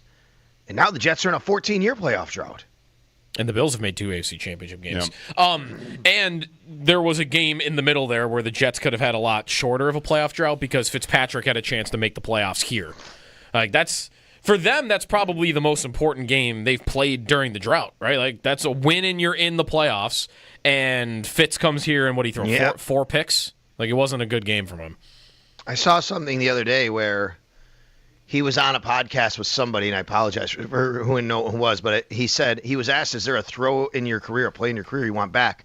And he talked about Leotis McKelvin picking him off in that game when he tried to hit Eric Decker, and like that was something he shouldn't have thrown that ball, and if he doesn't throw that ball, maybe the Jets make the playoffs. Right. Is that the one I'm trying to remember. I'm at that game. At the end of the half, maybe, he threw a pick. I don't remember. There was a big, important interception by McKelvin, though. I thought I remembered that game to be a blowout, but it was not. It was 22-17. Like, the Jets were in that game. No, they were in it. Yeah. And they finished. Yeah. Here's the other thing. They finished 10-6 and missed. Right? The Bills drought. Well, there was only 6 playoff teams then. But still, the Bills drought, for most of it, they never had a 10-win season. No. And here the Jets actually had a 10-win season and didn't make it. Yeah, it was second. What year was this again? 2015. 15. It was second and 10. They were down by. The Jets were down 19-17. They're down 2. They have second and 10 on the Bills' 14-yard line. Oof. And Fitz throws a pick to McKelvin. You can understand why he'd want that back, right? Yeah. Like, That's a tough one. Yeah. And then I'm looking now in 2015, they did get the 7 seed. They would have made it with the implementation because they were 2 games clear of the Bills at 8-8. So the 8th seed. The final man, this has got to be tough for Fitz. The final 3 drives of that game. You win and you go to the playoffs. This is a quarterback who never made the playoffs, by the way. He throws that pick to McKelvin down 2. He gets the ball back down 5.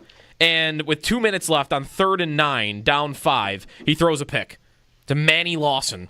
And then you think, okay, game over, right? Nope. Defense gets him the ball back. Down 5. There's 44 seconds left. Interception to A.J. Tarpley.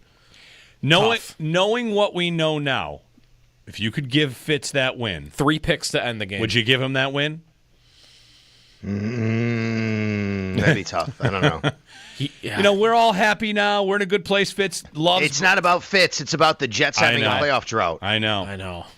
If I could magically get Fitz into the playoffs somewhere else in his career, I would do that instead.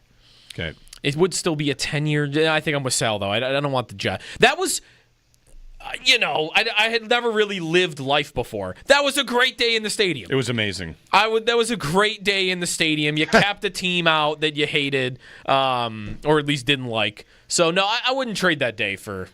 Sorry, Fitz. Did you guys, real quick before I go, did you guys see, I tweeted out a piece of an article I read this morning from Dan Shaughnessy.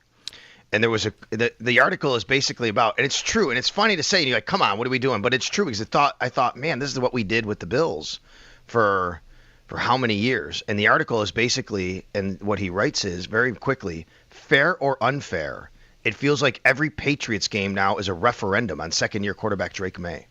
Man, were we there how many times on a second-year quarterback?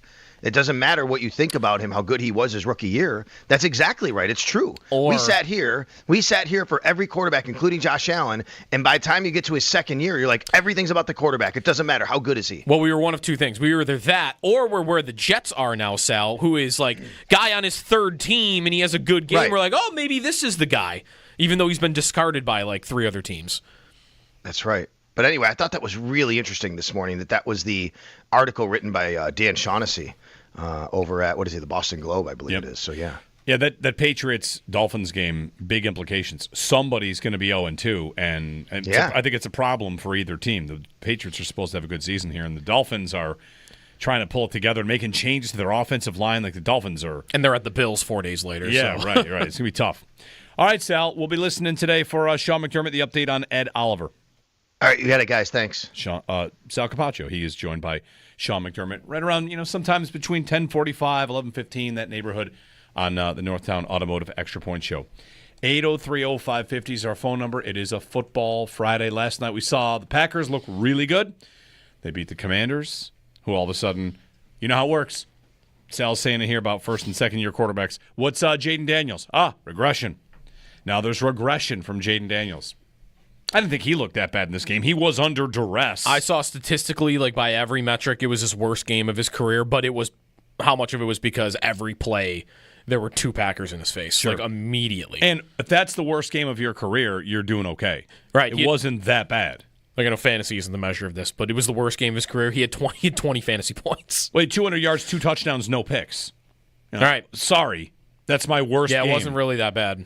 Yeah, from him. Meanwhile, Justin Fields has that game, and it's like, you know what? We might be getting something here. 200 yards, 2 touchdowns. Anyway, 8030550. Back in a snap. It's brought to you by Snapdragon Apples, the official apple of the Buffalo Bills. You can give us a ring. Give us a prediction on this game. Which player do you want to see something from? Which unit, position group, whatever you're looking for. Bills Jets, Sunday, 1 o'clock. You can hear it, of course, here on WGR.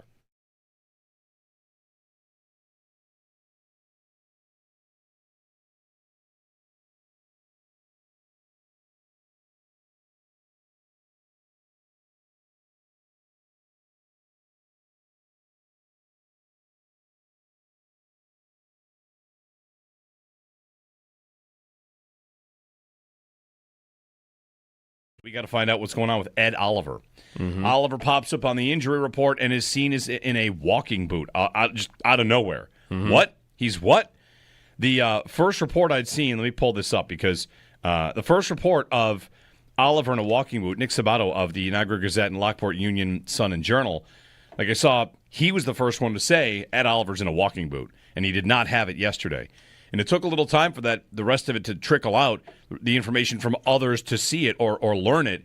But that news comes out, and it's, what? He practiced, and he spoke with the media yesterday. And I had someone in my text club, people texting me, point out, isn't it odd that Oliver is hurt after he said 60 minutes is padded practice or whatever. Padded practice after a full 60-minute game is pretty intense, pretty big deal. He's also the one that was at the podium asked about it, so I don't know if there's anything to that. It might just be a coincidence. But did he get hurt driving? Riding a horse? I thought about riding a horse. I mean, everybody thought riding a horse. I literally Googled, can you hurt your foot riding a horse? I think you can hurt everything riding a horse. Yeah, that's what it turns out. Like, you can hurt whatever. Walking boot. Maybe. So, when it happened last night, I searched Ed Oliver walking boot to see if anybody else was reporting it other than Nick. And nobody was. But one thing popped up. Joe Biscaglia from 2022. Ed Oliver's wearing a walking boot. And I thought, okay, that was September 8th, 2022. So I went back to that. Okay. How many games did Ed Oliver miss the last time he wore a walking boot? The answer is 3. I don't know if it's same injury. Okay. All you athletic trainers out there that understand the mechanics of a walking boot and the range of injuries it might cover. Last time we saw Ed Oliver in a walking boot, he missed 3 games. How many will he miss now? Will IR be something we see? Who knows? Yeah. But Sean McDermott speaks with Sal about 11 o'clock today, and hopefully we get some more information on that.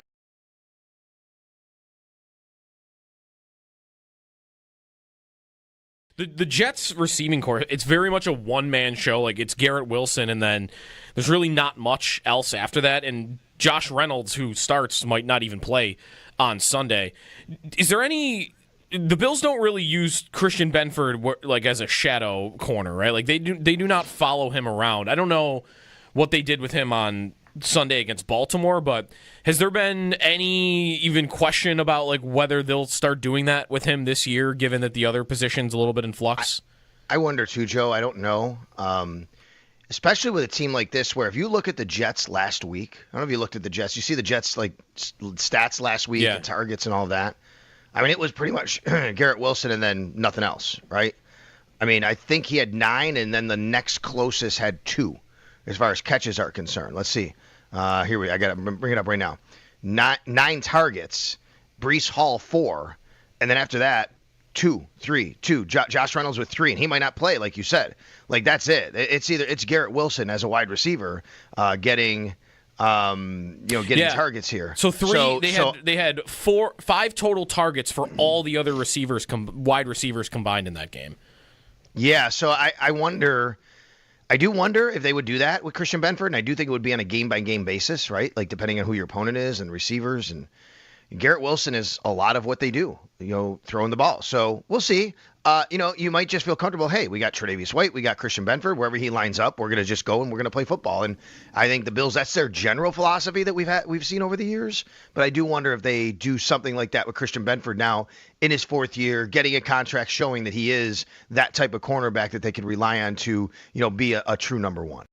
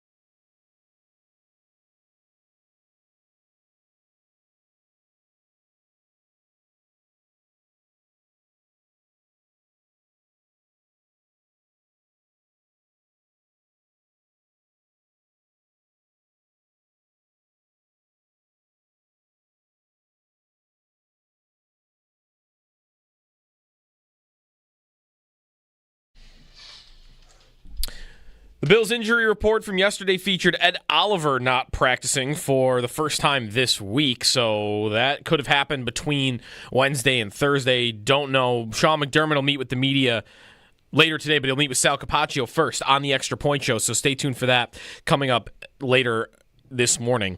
The rest of the Bills injury report, other than Oliver not practicing, Trey White limited for the second day in a row, so that's a good sign. Greg Rousseau, Dawson Knox also limited. Taron Johnson and Shaq Thompson, who did not practice on Wednesday, both got limited practices in on Thursday. For the Jets, their starting receiver Josh Reynolds, non-participant at practice on Thursday. Sauce Gardner was limited. The Barnes Firm injury report brought to you by the Barnes Firm. Injured for help? Call 1-800-8-MILLION. Last night on Thursday Night Football, the Packers win 27-18 over the Commanders. Both teams picking up a big injury. Austin Eckler out for the season with a torn Achilles for the Commanders. Wide receiver Jaden Reed out for the Packers for 6 to 8 weeks with a broken collarbone. Those are your Paddock Chevrolet sports headlines. Paddock Chevrolet celebrating 90 years of being your hometown dealership.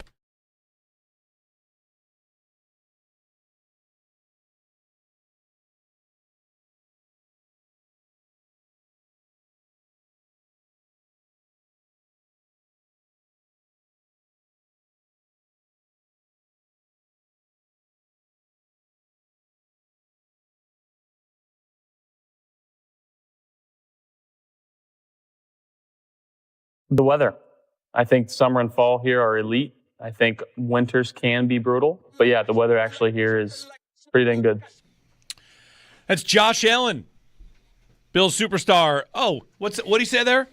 He said fall's elite. Fall is elite. That's right. He knows what's up. It's elite right now. The forecast is the same every day until I'll let you know when it's going to change. Beautiful. 78, 77, 77, 75, 80, 82, 81, 80. Beautiful. Cool at night. Will this be a Sunday backyard patio watch game? I'm glad you mentioned that because it's going to be during the day. Yeah, there is a watch party you can watch that benefits a couple of good causes. So I'm going to find the information on that and get it to you because I want to do that. We'll take a call while I search my emails to see if I can locate this. But in partnership with Dion's Dreamers, it's at like the Richardson Complex on the lawn. Right. Yep. There'll be food trucks. And here we go. I've got it. I pulled it up. So, yeah, Sunday, 1 o'clock. It's free Community Bills watch party. It'll be from 11 to 5, Richardson Olmsted campus. It's in partnership with Dia Dawkins and Dion's Dreamers. Open to families, kids, dogs welcome as well. Get there, food trucks, lots of stuff going on, family friendly. So if you want to be outside and watch it with a lot of people, that's Sunday for this game at the Richardson Complex. So go outside, get a blanket, watch a game, big screen. Also, Bulldog pointed out, I saw on his Twitter, this weekend is Borderlands, which is at Knox Farm, which is a super fun festival, great concert. That last year they had a game on the big screen on Sunday. So there'll be a spot to, if you're going to be at Borderlands, watch the game from there. All right. Patio football season. Watch a Bills game at a festival. Never done that before. Probably be fun. It's the weirdest place. A lot of people. It's the weirdest place you've ever watched a game. Let's do that. Strangest place you ever watched a Bills game or a major sporting event. A golf course in Arizona. Just like on your phone driving 3 years. around? It actually was a Bills-Jets game. It was the Bills-Jets game in New York that was like only field goals. It was an Allen game. Yeah. Maybe there was no touchdowns in that game. Maybe that's the weirdest. What's the weirdest other place? I watched the Colts-Bills playoff game at a Chili's in Niagara Falls. My friends and I were trying to get home, and we didn't get home in time, so we were just like, let's just find somewhere, and we went into a Chili's. I watched the Bills-Patriots finale 2 years ago at a wedding. Okay. I used to go when I was living in Albuquerque. I would go watch the games at the Bills backer bar completely alone because none of my teammates wanted to go with me because I was too crazy about the game. So they were like, we can't go watch football with you. At least there were other Bills fans. There were other Bills fans, right? There were. That's It cool. was awesome. But I would just be sitting at a table alone, freaking out the Yeah. whole time. It was really quite something. You know what would be a good thing to do, a fun, whatever, a little YouTube reality show is that every time the Bills are home, you go on the road to a Bills backers bar. And wherever you are, just I'm gonna go and watch it in Denver this week. I'm gonna go watch it in Carolina this week. So you go where the Bills aren't and watch it in a Bills backers bar. That would be cool. The one in Albuquerque was awesome. There was a big group of people, raffles every week. Bingo. It was awesome. I don't know if I watched a Bills game in a Bills backer bar or a Sabres game in a Sabres and Bills backer bar, but there's a big one in Denver, and I've been to that one. Okay. Yeah. Maybe the Bills had played the day or a couple days before, and they said that they ran out of blue light in the first quarter. That happened in Nashville a couple times. They were not prepared. Yeah. Is there one in every state, or have we not definitely gotten to that every point state yet? for sure? Yeah. For sure. We'll be approaching every city. Yeah. There's a lot. Isn't there one in Italy? Doesn't Sal know a guy? There's a group in Italy. I don't know if they have a specific place they go to. Do they have bars in it? Yeah, Isn't there a Bills backers group in Peru too, or something? I feel like sure. There's one in Australia. They follow me on Twitter. Shout out Bills Backers Australia. Yeah, I follow with the Italy account. My cousin, they're everywhere. My cousins in Australia are converted Bills fans. Don't forget, the Bills could play the Rams next year. Same place, AFC West or NFC West finisher. We need the Rams to win that division if they're going to go to Australia. Can we talk about that game maybe being like the Wednesday Week 1 game? Yeah, they probably aren't going to Australia. Steve in Texas. Hey, Steve. Good morning. Happy Football Friday, Steve.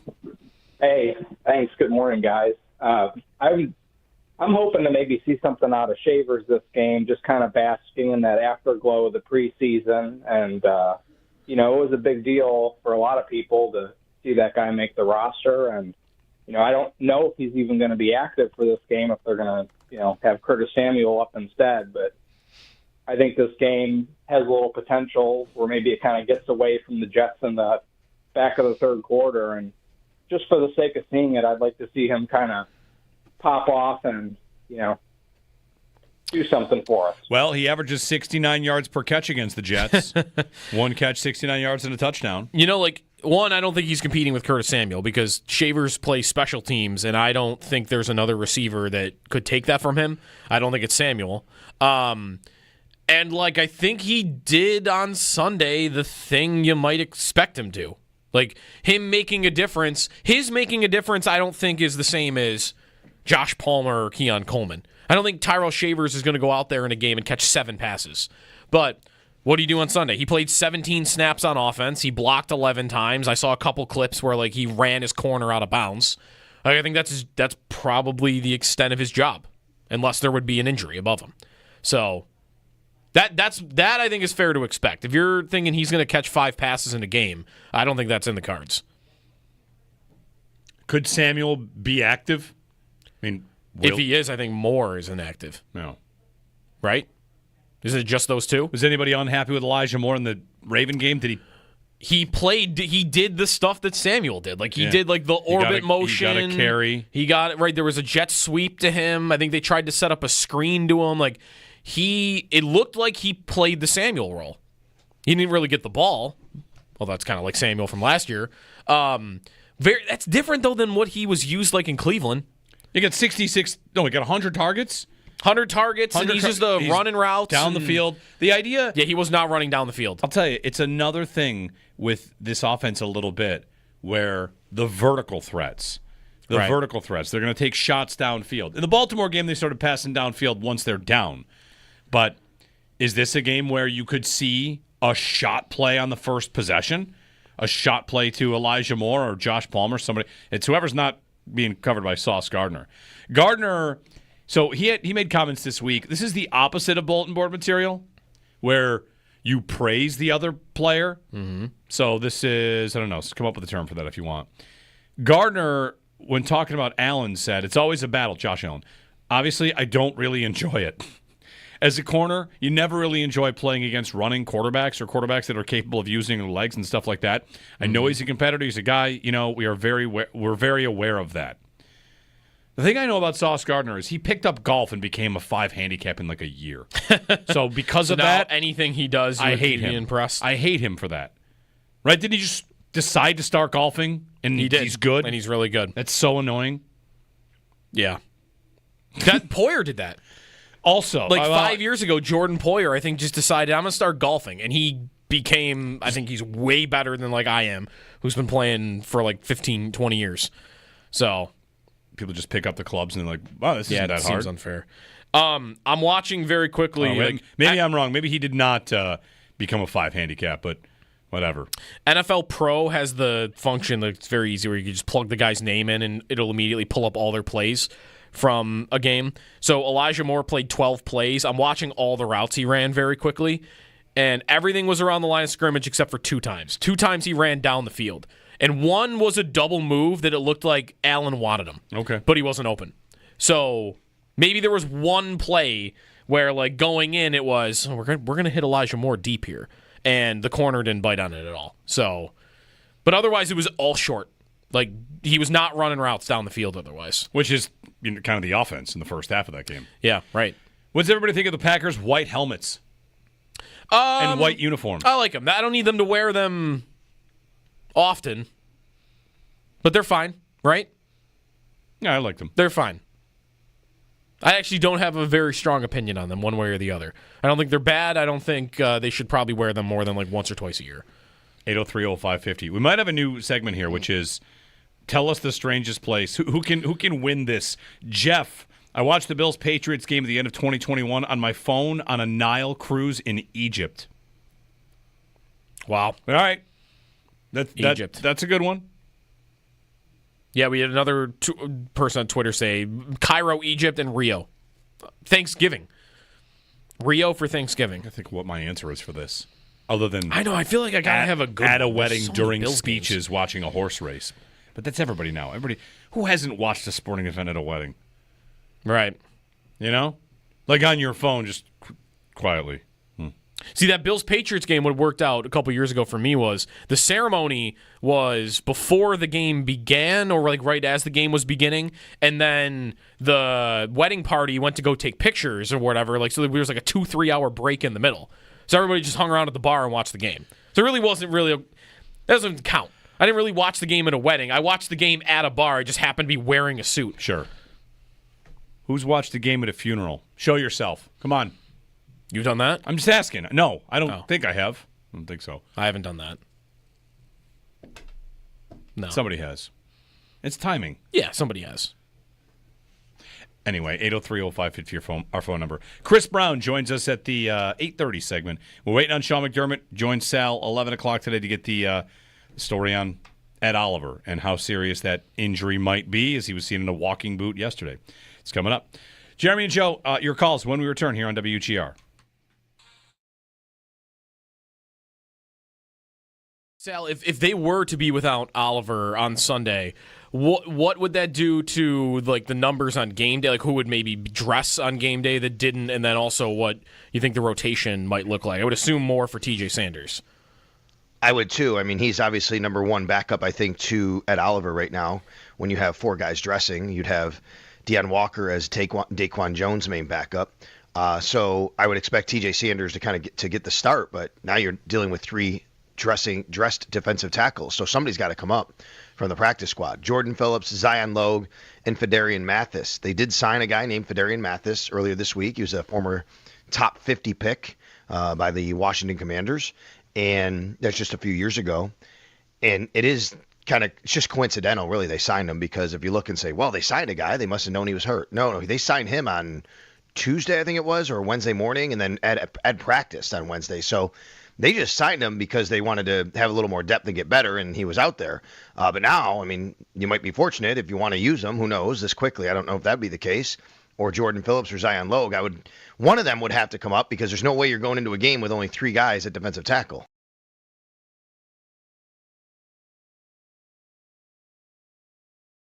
You're just going to want better games from Bernard also. Bernard and Milano. You need a lot better from Bernard and Milano. Those two, I was kind of excited to finally see, hey, these two haven't really played together. They've both dealt with injuries, more so Milano, in the last 2 years. And I think everyone kind of feels like there is a really strong potential for them if they stay healthy. And, man, it could it have gone worse in the first game? It was hard for them. They were getting met by linemen a bunch, but they just were nowhere to be found on that game against the Ravens. So those two I would want to hope pick it up a little bit in this game against the Jets, because that's supposed to be a strength of that defense, not a weakness. Yep. The safeties we know is a weakness. Yeah, the safeties, they just kind of hope come together, but they're hoping for that for a while. Yeah. The full year last year, even though Bishop didn't play that much.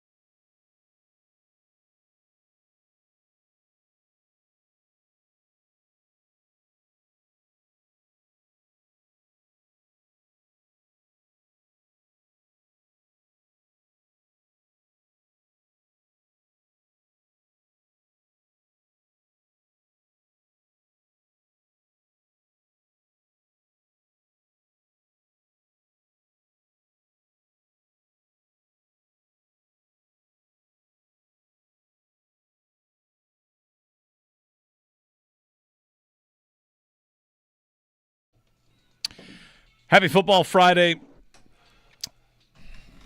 Jeremy and Joe and Barnes Firm Injury Report brought to you by the Barnes Firm. Injured for help, call 1-800-8-million. The biggest name on that injury report, we don't really know the deal yet. It's Ed Oliver. He missed practice. Foot in a walking boot. Uh-oh. Sean McDermott to update us later today.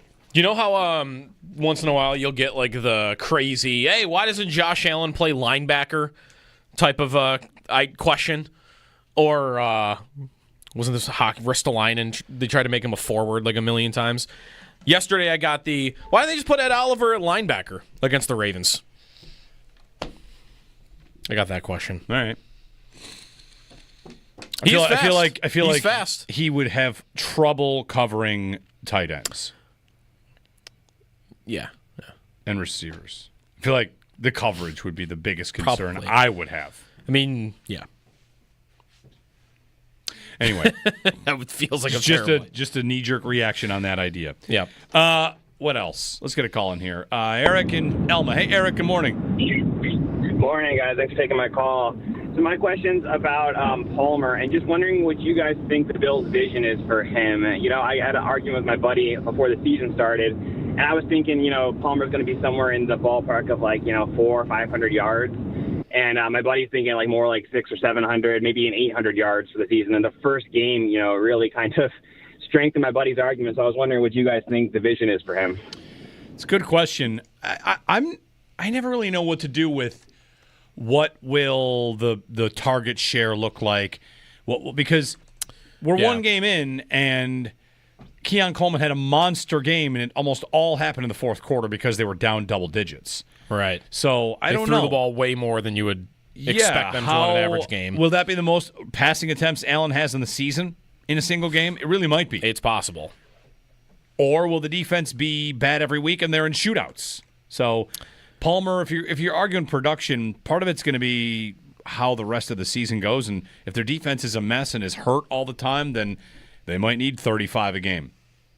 I'll say this. I liked him more playing out there on the field than I liked Matt Collins last year. Yes. Right? He seemed like he was getting open a little bit.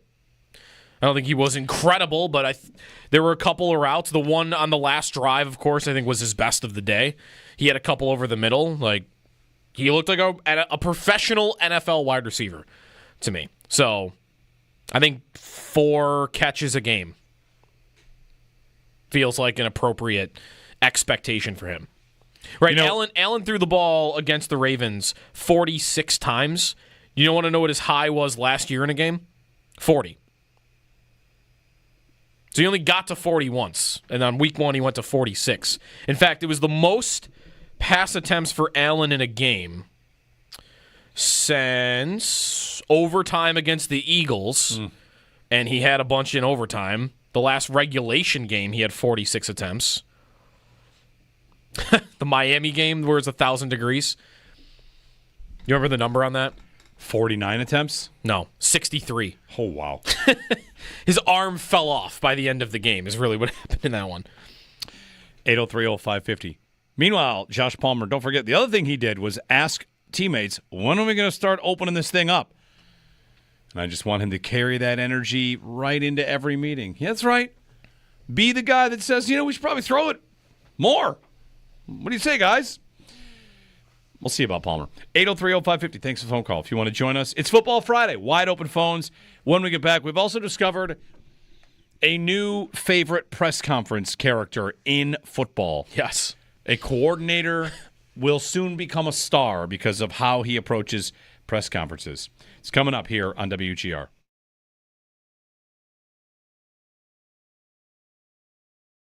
We got to find out what's going on with Ed Oliver. Mm-hmm. Oliver pops up on the injury report and is seen as in a walking boot, just out of nowhere. Mm-hmm. What? He's what? The first report I'd seen, let me pull this up because the first report of Oliver in a walking boot, Nick Sabato of the Niagara Gazette and Lockport Union Sun and Journal, like I saw, he was the first one to say Ed Oliver's in a walking boot, and he did not have it yesterday. And it took a little time for the rest of it to trickle out, the information from others to see it or learn it.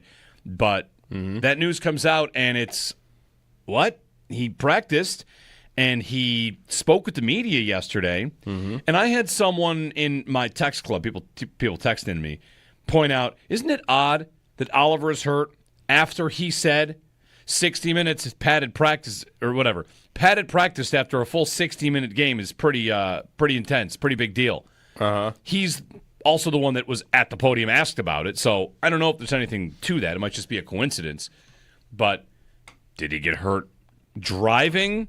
Riding a horse? I thought about riding a horse. I mean, everybody thought riding a horse. I literally Googled, can you hurt your foot riding a horse? I think you can hurt everything riding a horse. Yeah, that's what it turns out. You can hurt whatever. Walking boot. Maybe. So, when it happened last night, I searched Ed Oliver walking boot to see if anybody else is reporting it other than Nick. And nobody was. But one thing popped up.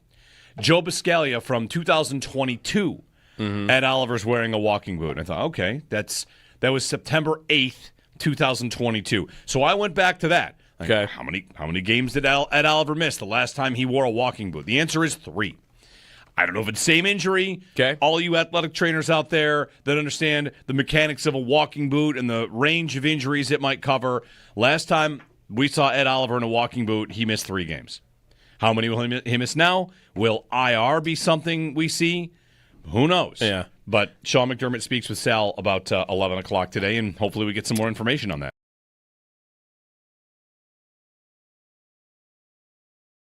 The Jets receiving corps, it's very much a one-man show. Like, it's Garrett Wilson, and then there's really not much else after that. And Josh Reynolds, who starts, might not even play on Sunday.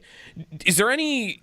The Bills don't really use Christian Benford like as a shadow corner, right? Like, they do not follow him around. I don't know what they did with him on Sunday against Baltimore, but has there been any even question about like whether they'll start doing that with him this year, given that the other position's a little bit in flux?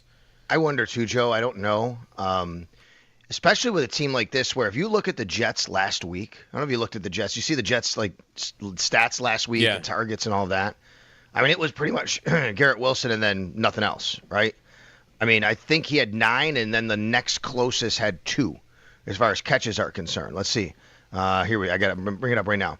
9 targets, Breece Hall 4, and then after that, 2. Josh Reynolds with 3, and he might not play, like you said. Like, that's it. It's Garrett Wilson as a wide receiver getting targets here. So they had 5 total targets for all the other receivers, wide receivers combined in that game. Yeah, so I wonder. I do wonder if they would do that with Christian Benford, and I do think it would be on a game-by-game basis, right? Like, depending on who your opponent is and receivers. And Garrett Wilson is a lot of what they do, throwing the ball. So we'll see. You might just feel comfortable, hey, we got Tre'Davious White, we got Christian Benford. Wherever he lines up, we're going to just go and we're going to play football. And I think the Bills, that's their general philosophy that we've seen over the years. But I do wonder if they do something like that with Christian Benford now in his 4th year, getting a contract showing that he is that type of cornerback that they could rely on to, be a true number 1.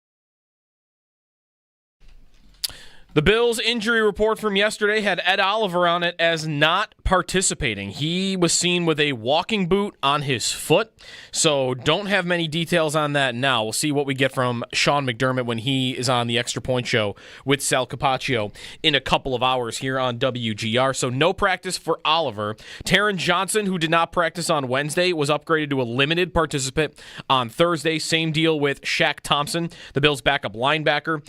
Meanwhile, Trey White, limited for the second day in a row. For the Jets, no practice for starting receiver Josh Reynolds, and Sauce Gardner was also limited. The Barnes Firm Injury Report, brought to you by the Barnes Firm. Injured for help, call 1-800-8-MILLION. On Thursday Night Football, Packers win over the Commanders 27-18. Two big injuries out of that game. Green Bay loses Jaden Reed, wide receiver, for 6 to 8 weeks to a broken collarbone. Commanders lose running back Austin Eckler for the season to a torn Achilles. Elsewhere around the league, Raiders tight end Brock Bowers did not practice on Thursday with a knee injury. He plays on Monday Night Football against the Chargers. And in hockey, Sabres signed goalie Alex Georgiev to a one-year deal for $800,000. He was not good last year, but he led the NHL in wins in both 2022-23 and 23-24. That's your Paddock Chevrolet Sports Update. Paddock Chevrolet celebrating 90 years of being your hometown dealership.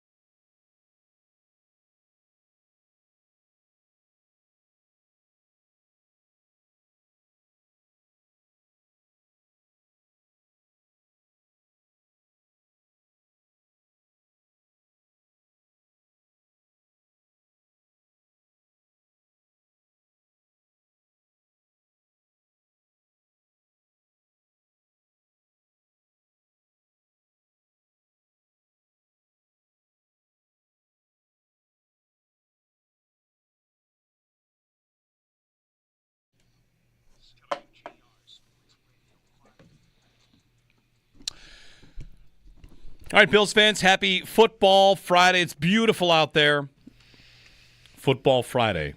Brought to you by Salino Law. Car crash, call Salino. Call the 8s. And by Crosby's Pizza and Subs. Crosby's Hometown Fuel. Game day ready since 1922. We'll talk with Chris Brown coming up at 8:30, previewing this Bills-Jets game, which comes your way Sunday at 1 o'clock. Part of a full Sunday. And after that game of the week is, I'm going to watch that one, Chiefs and Eagles. Mm-hmm. Which, if the Chiefs manage to win that game, think of the swing in narrative on the Chiefs before we get to the Bills. I'm gonna just if they beat the Eagles, everything's fine. Everything's fine. You beat Philadelphia, done.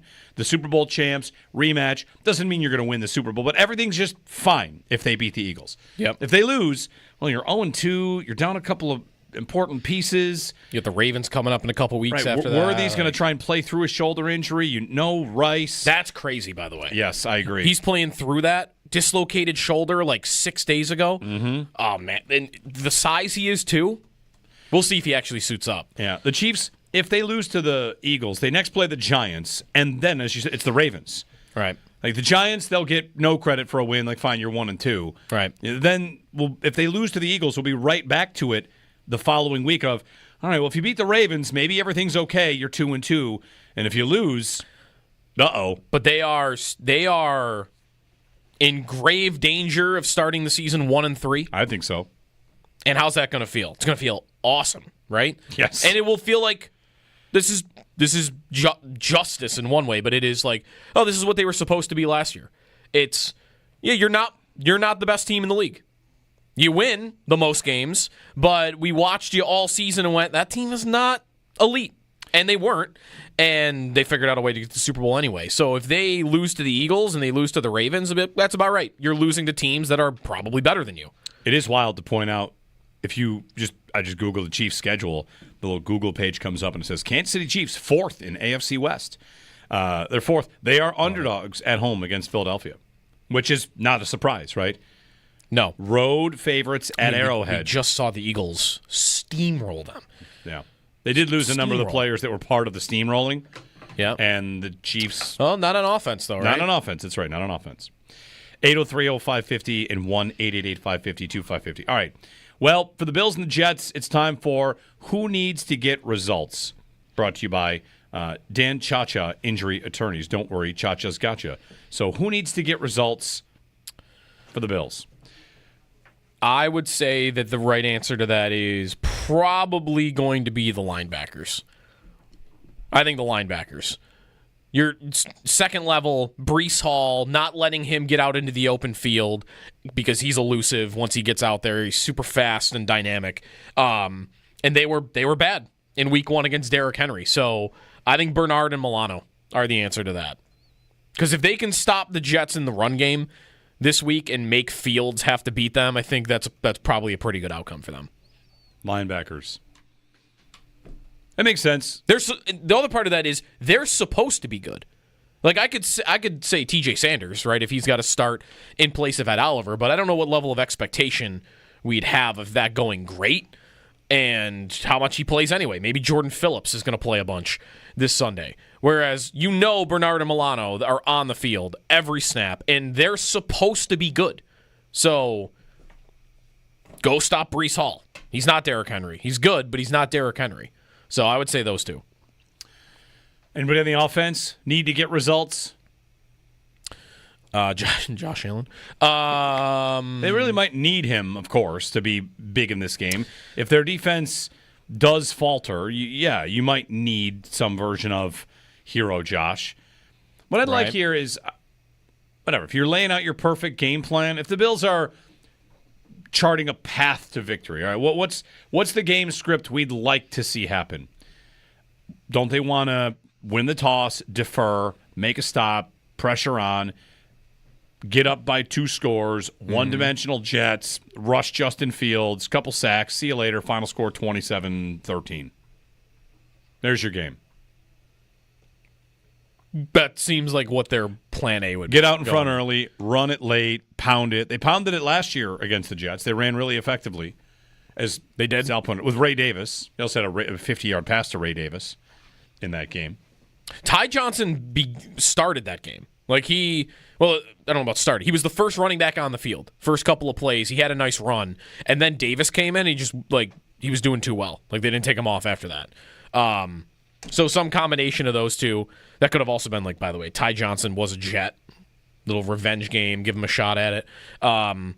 So I guess they could go back to running the ball a lot. I mean, that game last year, they really didn't do a ton offensively, right? In that game, other than the couple of drives they had where they ran the ball really, really well. They only scored 23. Allen had a great touchdown pass where he squeaked in between Dawkins and one of the Jets at the same time. But Allen's stat line in that game, 215. Yeah. That's fine, right? Just a good, maybe even efficient game if you want. Maybe it's the penalties that made it such a forgettable game. The penalties were... It wasn't just that there were so many of them. They didn't know what was happening. There were these long meetings for the officials and what they were supposed to do, what they were calling. So yeah, that was a brutal one.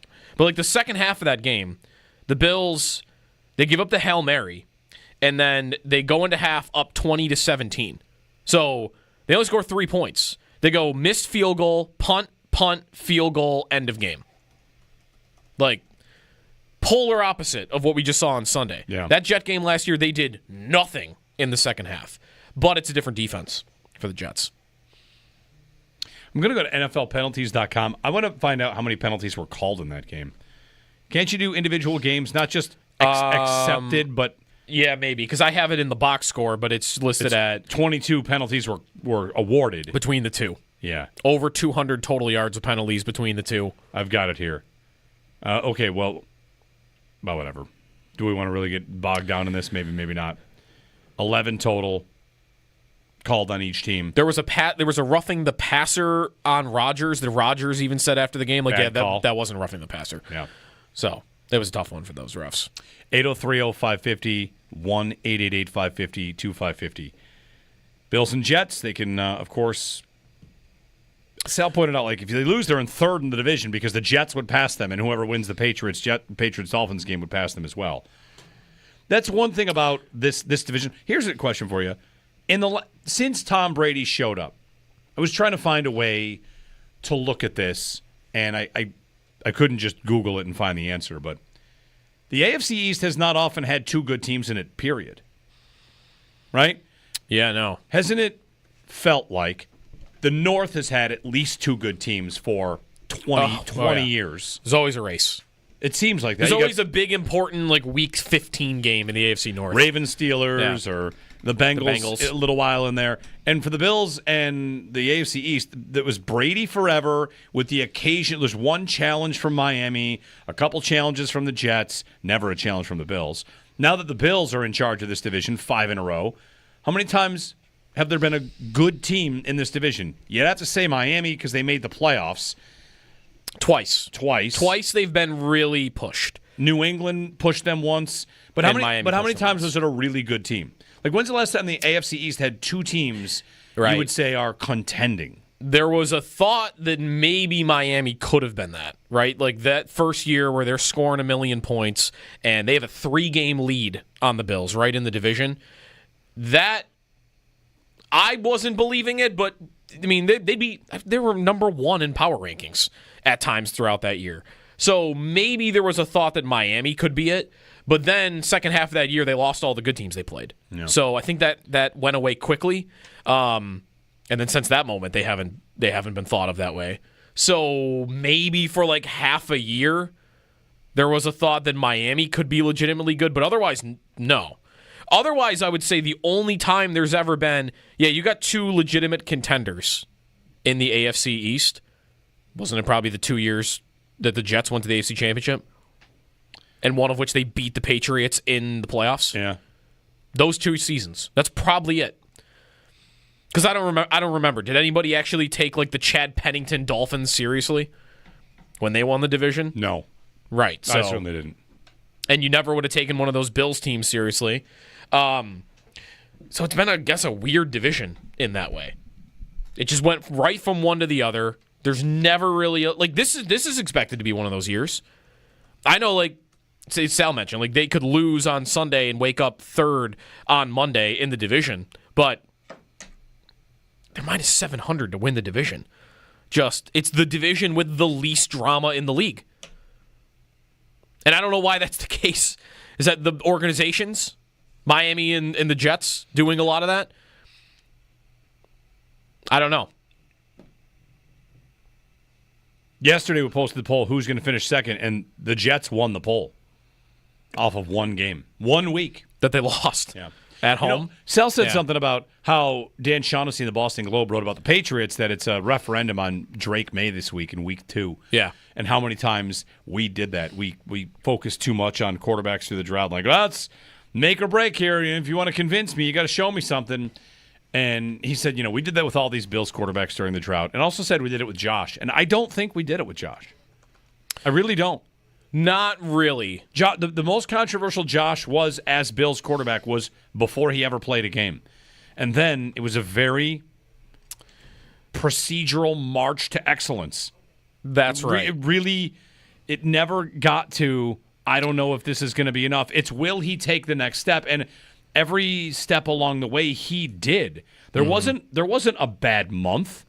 There wasn't a bad 6 weeks where let's see if he can get back into form. He got hurt in his rookie season. He came back, and we all just kind of watched it ascend like a stock price that goes from $1 to $50 pretty consistently. Right up there. I remember thinking, and I think I was probably one of the alone on this, after that 2019 season, it was a thought on my mind a little bit because he had been fine. Good. That second year. He'd been good. He was a game manager. He'd been the best. I remember looking that like in every statistical category, he was Tyrod Taylor in that second year. Like it was exactly like what they had with the previous guy. And I thought at that time their defense was amazing, and they had just started to surround him with more weapons and better linemen.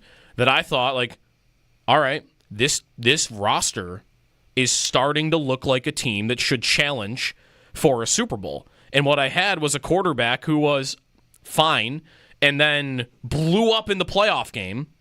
And I remember thinking and saying, like, if he this year, like, you get the whole next year, like, let's see if he takes a step.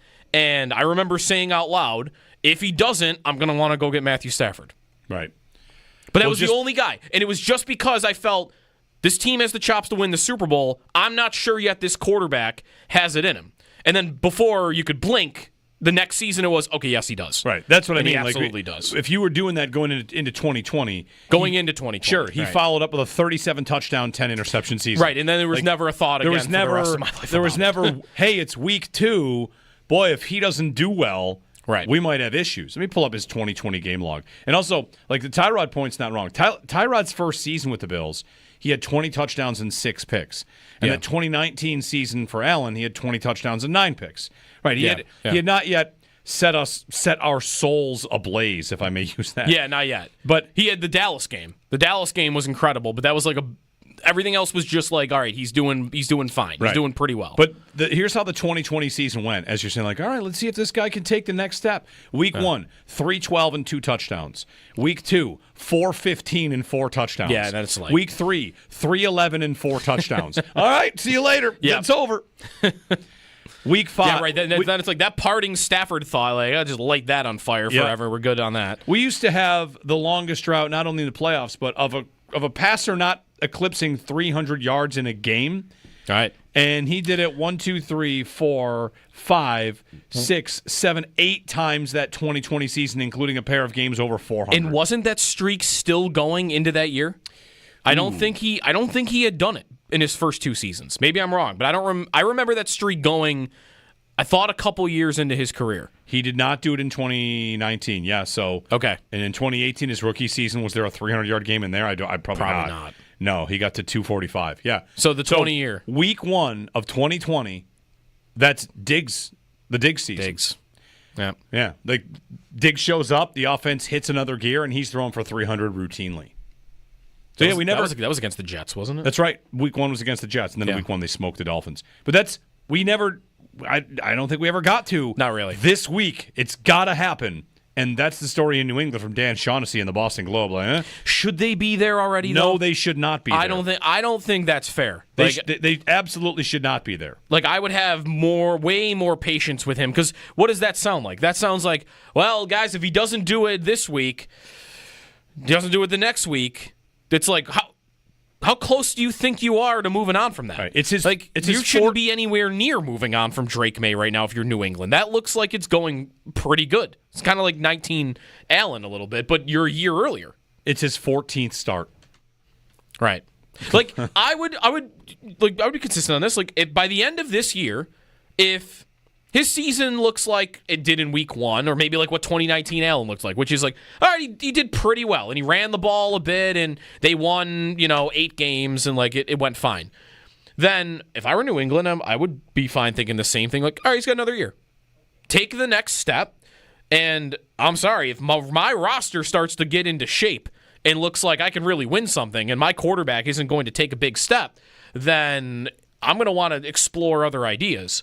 But New England, I think, is very far away from that on the roster point, right? Like, the help around him, I don't think is there.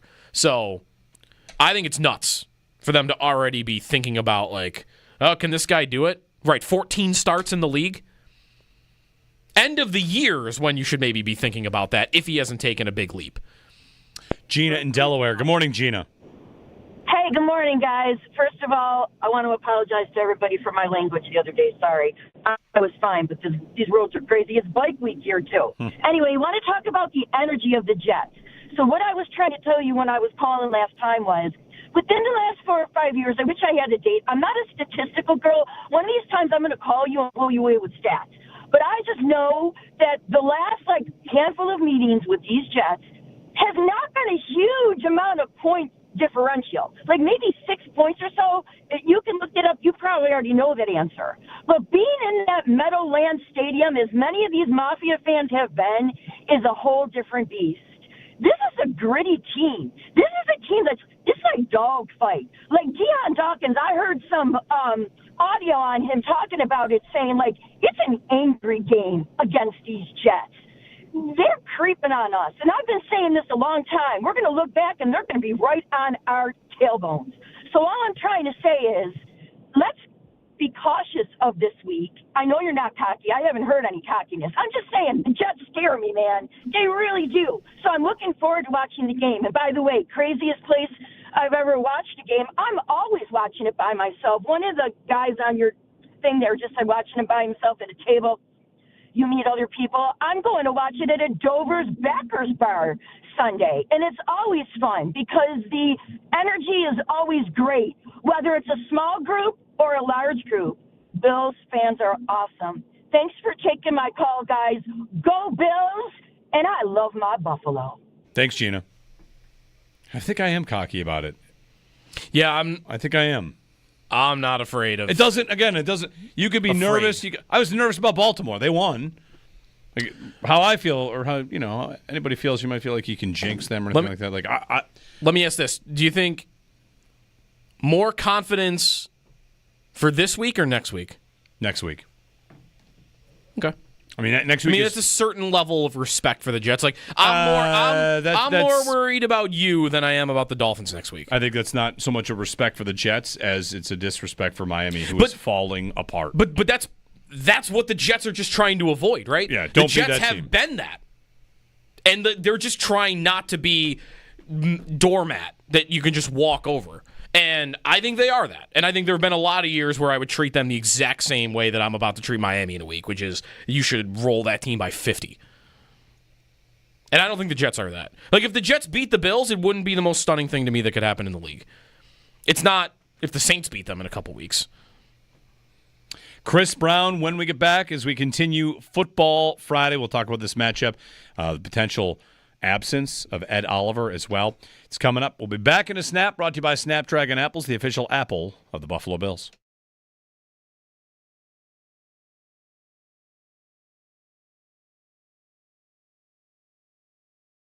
The Jets receiving corps, it's very much a one-man show. It's Garrett Wilson, and then there's really not much else after that. And Josh Reynolds, who starts, might not even play on Sunday. Is there any... The Bills don't really use Christian Benford as a shadow corner, right? They do not follow him around. I don't know what they did with him on Sunday against Baltimore, but has there been any even question about whether they'll start doing that with him this year, given that the other position's a little bit in flux? I wonder too, Joe. I don't know. Especially with a team like this, where if you look at the Jets last week, I don't know if you looked at the Jets. You see the Jets stats last week, the targets and all that. I mean, it was pretty much Garrett Wilson and then nothing else, right? I mean, I think he had 9, and then the next closest had 2, as far as catches are concerned. Let's see. I got to bring it up right now. 9 targets, Breece Hall 4, and then after that, 2. Josh Reynolds with 3, and he might not play, like you said. That's it. It's Garrett Wilson as a wide receiver getting targets here. So they had 5 total targets for all the other receivers, wide receivers combined in that game. Yeah, so I wonder. I do wonder if they would do that with Christian Benford, and I do think it would be on a game by game basis, right?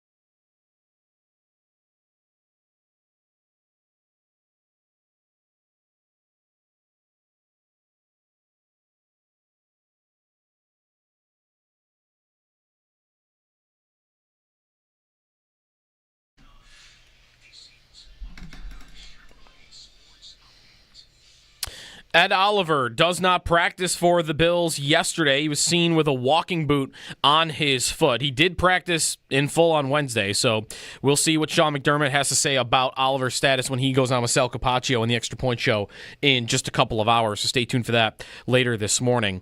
Also on the Bills injury report, Taron Johnson and Shaq Thompson upgraded to limited participants after not practicing Wednesday.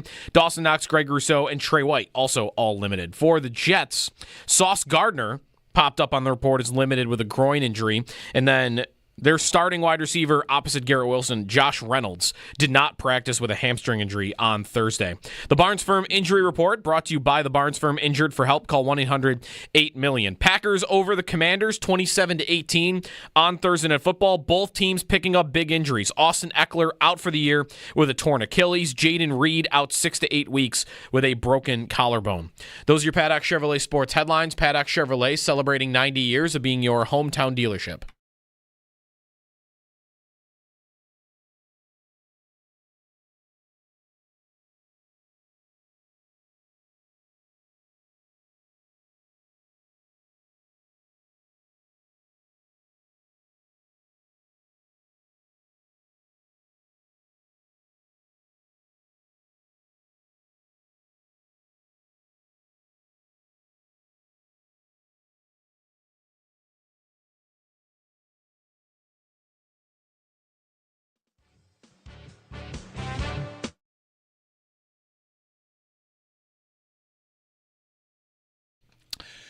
Hi, happy Football Friday. Jeremy and Joe here on WGR. Football Friday brought to you by Salino Law. Car crash, call Salino. Call the 8s and buy Crosby's Pizza and Subs.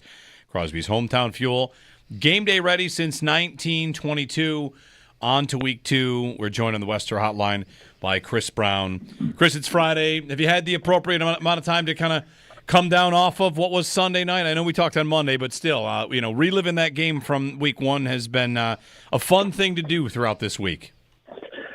Yeah, I'm not on Facebook a whole lot, but it was nice to see some people kind of coming out of the woodwork after that game, just reaching out and saying, hey, and what a great game. And there were even some people that admitted that they left early and were listening to me on the way home. So that's what it was interesting to see the people that actually admitted that. Yeah.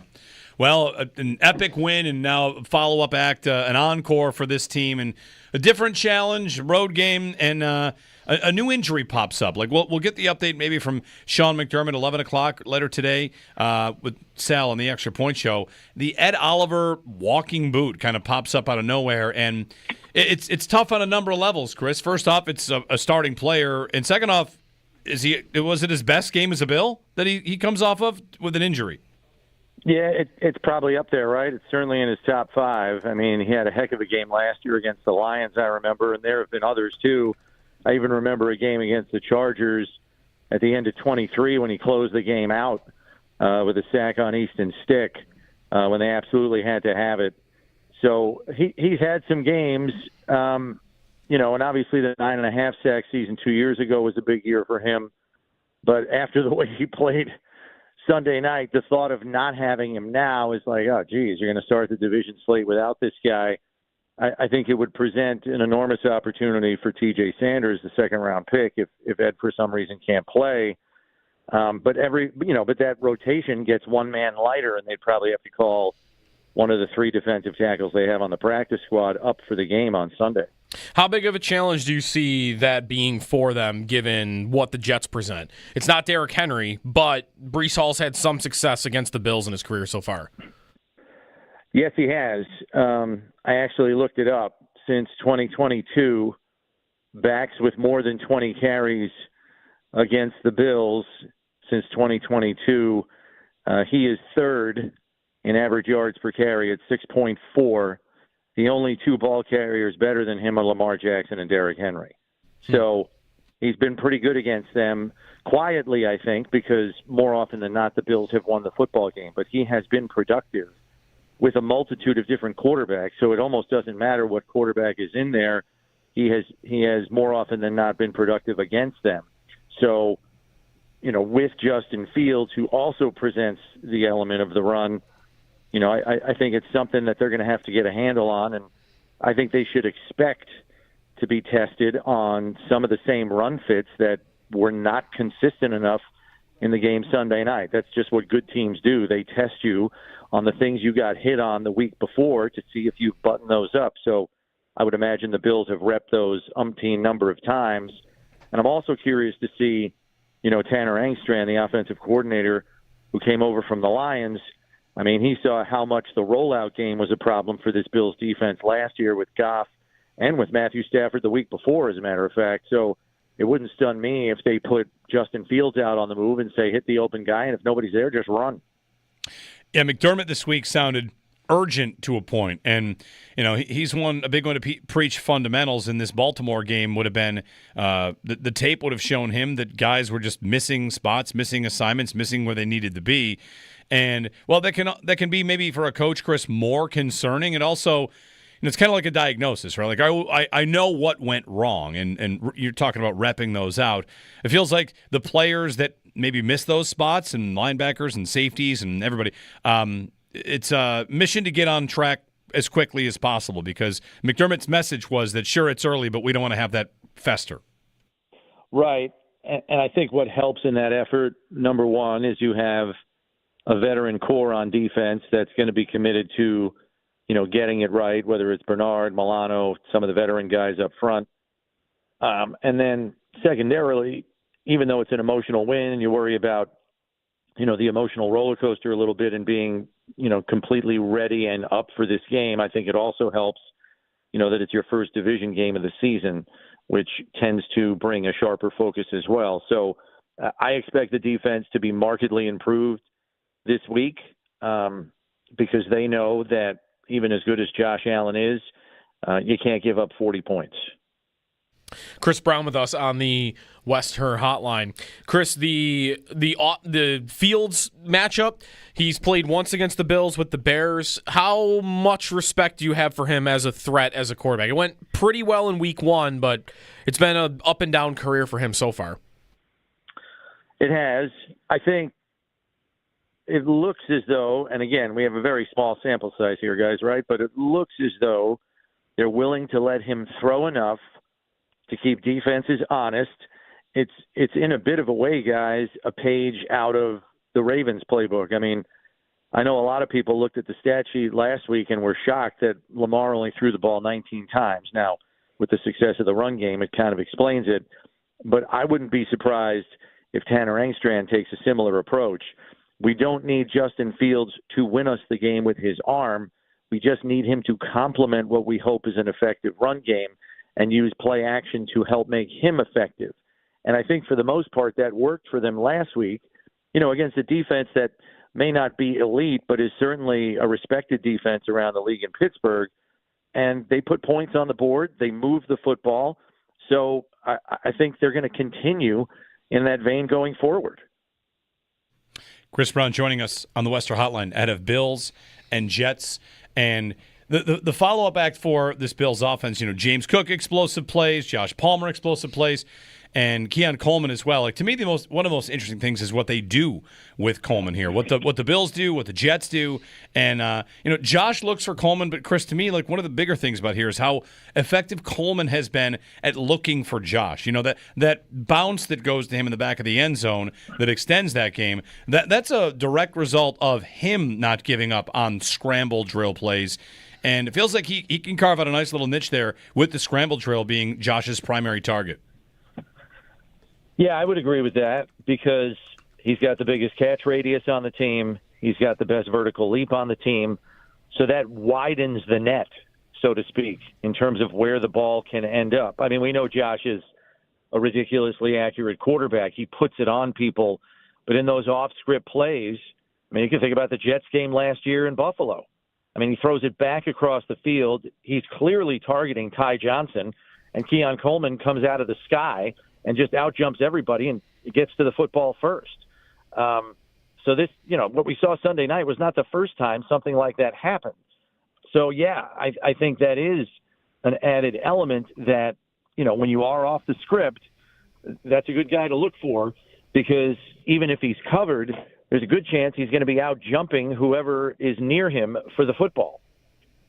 The one guy that might not, I wonder if it's a Sauce Gardner matchup for Coleman. Although I don't know if you've thought at all about what they'll do. Like, he will shadow other teams' top guys. The Bills, obviously, not a team last year where that would have happened a lot.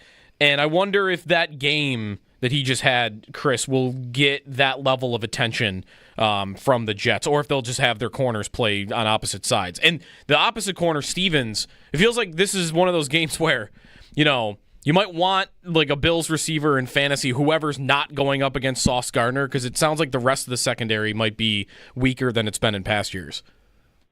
Yeah, I don't think it's as good a cover unit as it's been in past years, to your point.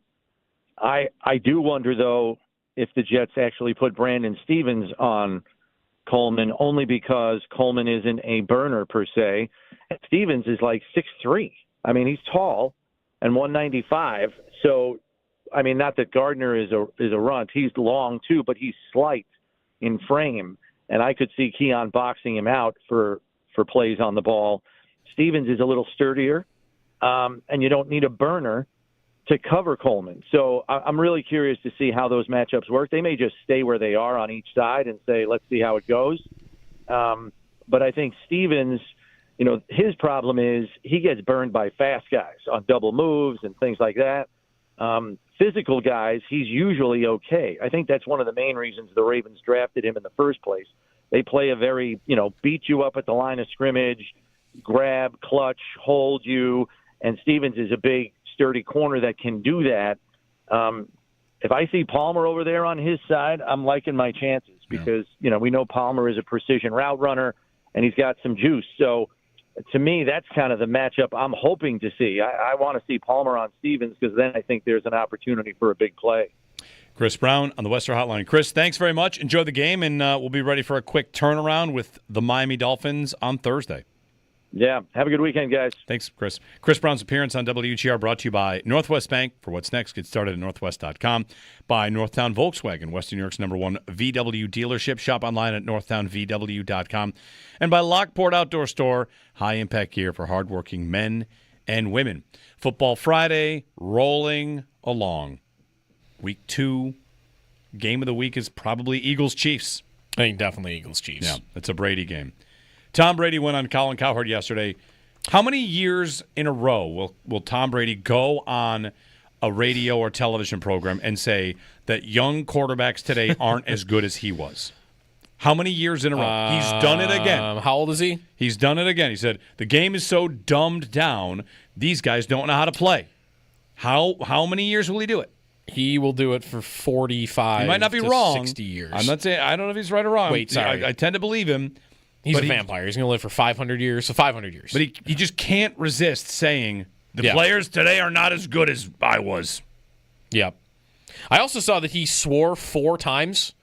Really? While I'm with Colin Cowherd. I didn't see that. Like, he didn't know. He said, he said, I think it was 4 different swear words even that he said. So... Everybody, I don't know. Tom Brady. I don't think they have dump buttons on TV like that. Maybe they do. Tom Brady swearing. Everybody eats. Going to use all the words once. Yeah. Make sure I, don't leave anyone out. This guy just thinks he can do whatever he wants. You pretty much can, right? All right. The Super Great American Football Friday Frenzy at the top of the hour. We'll remember some Jets, too. Remember some Jets. I got you mentioned Ashton Genty earlier was getting some talk on this. Fantasy finds, fantasy fades. I've got a big name fantasy fade that is not Ashton Genty. Okay, we'll get to that. Jeremy and Joe here on WGR.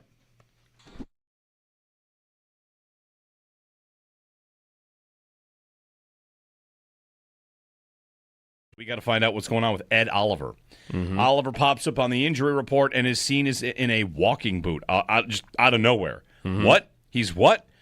The first report I'd seen, let me pull this up because the first report of Oliver in a walking boot, Nick Sabato of the Niagara Gazette and Lockport Union Sun and Journal, like I saw, he was the first one to say Ed Oliver's in a walking boot, and he did not have it yesterday. And it took a little time for the rest of it to trickle out, the information from others to see it or learn it. But that news comes out, and it's, what? He practiced. And he spoke with the media yesterday, and I had someone in my text club, people texting me, point out, isn't it odd that Oliver is hurt after he said 60 minutes is padded practice or whatever. Padded practice after a full 60-minute game is pretty intense, pretty big deal. He's also the one that was at the podium asked about it, so I don't know if there's anything to that. It might just be a coincidence. But did he get hurt driving? Riding a horse? I thought about riding a horse. I mean, everybody thought riding a horse. I literally Googled, can you hurt your foot riding a horse? I think you can hurt everything riding a horse. Yeah, that's what it turns out. Like, you can hurt whatever. Walking boot. Maybe. So, when it happened last night, I searched Ed Oliver walking boot to see if anybody else is reporting it other than Nick.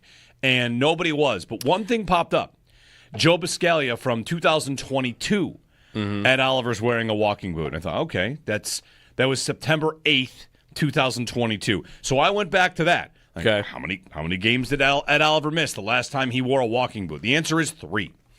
I don't know if it's the same injury. Okay. All you athletic trainers out there that understand the mechanics of a walking boot and the range of injuries it might cover. Last time we saw Ed Oliver in a walking boot, he missed 3 games. How many will he miss now? Will IR be something we see? Who knows? Yeah. But Sean McDermott speaks with Sal about 11 o'clock today, and hopefully we get some more information on that.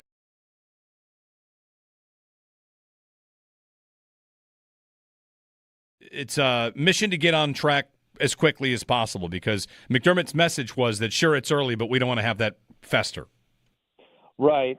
And I think what helps in that effort, number one, is you have a veteran core on defense that's going to be committed to getting it right, whether it's Bernard, Milano, some of the veteran guys up front.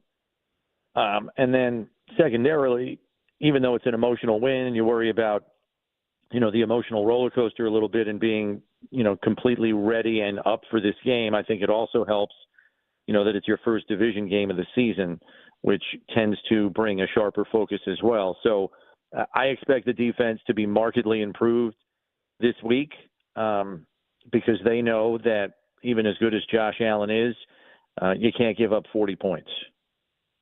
Chris Brown with us on the West Her Hotline. Chris, the Fields matchup, he's played once against the Bills with the Bears. How much respect do you have for him as a threat as a quarterback? It went pretty well in week 1, but it's been an up and down career for him so far. It has. I think it looks as though, and again, we have a very small sample size here, guys, right? But it looks as though they're willing to let him throw enough to keep defenses honest. It's in a bit of a way, guys, a page out of the Ravens playbook. I mean, I know a lot of people looked at the stat sheet last week and were shocked that Lamar only threw the ball 19 times. Now, with the success of the run game, it kind of explains it. But I wouldn't be surprised if Tanner Engstrand takes a similar approach. We don't need Justin Fields to win us the game with his arm. We just need him to complement what we hope is an effective run game and use play action to help make him effective.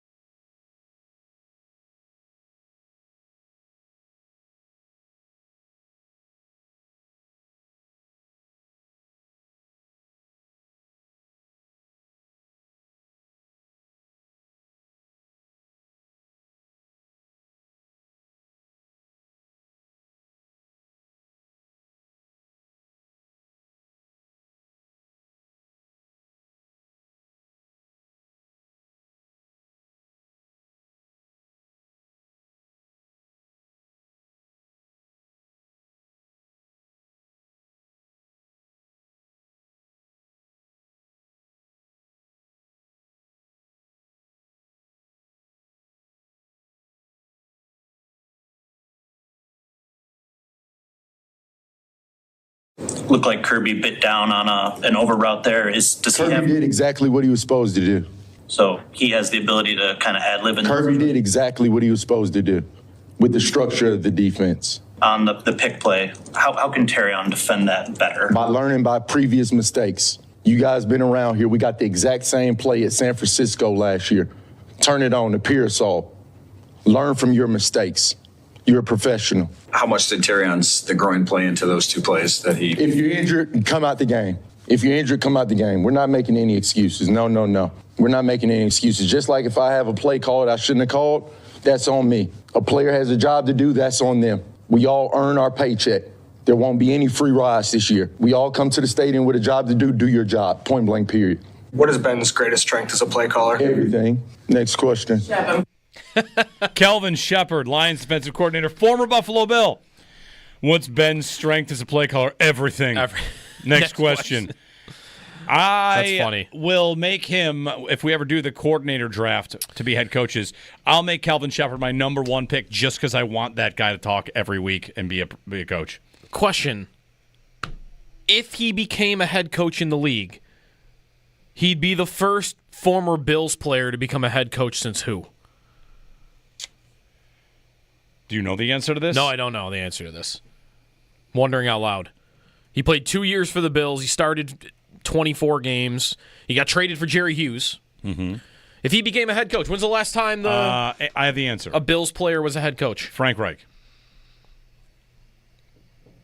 Yeah, that's right. If you want to include other non-NFL jobs, a quick search of this indicates that Don Beebe was a head coach at Aurora University. Okay. And John Holasek at Loyola Academy. Okay.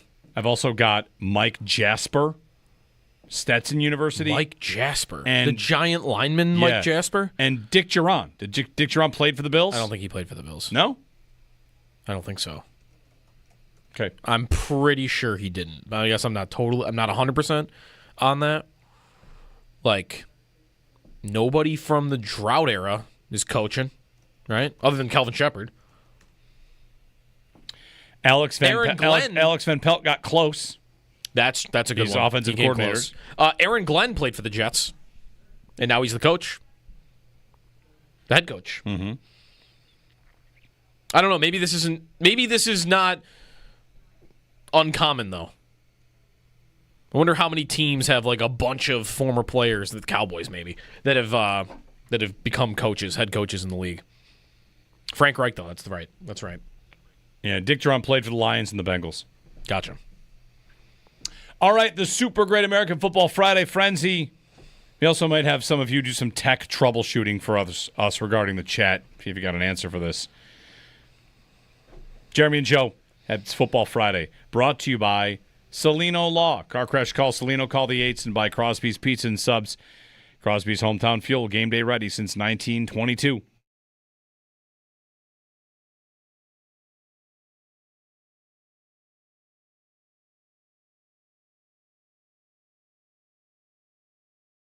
It's a mission to get on track as quickly as possible because McDermott's message was that, sure, it's early, but we don't want to have that fester.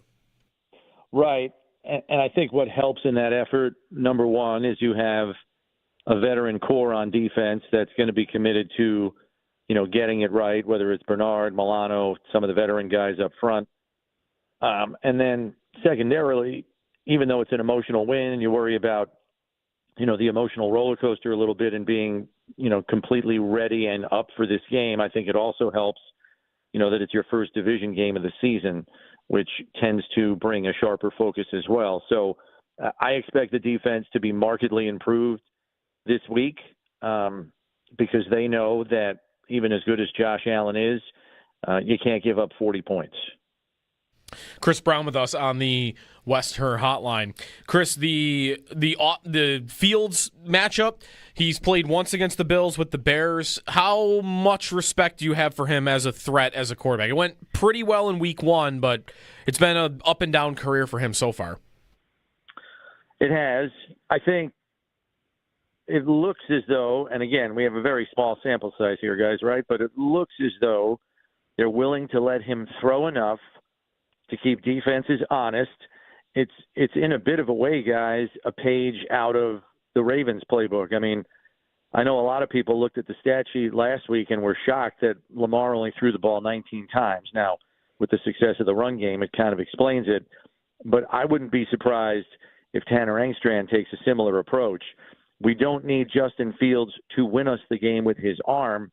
We just need him to complement what we hope is an effective run game and use play action to help make him effective.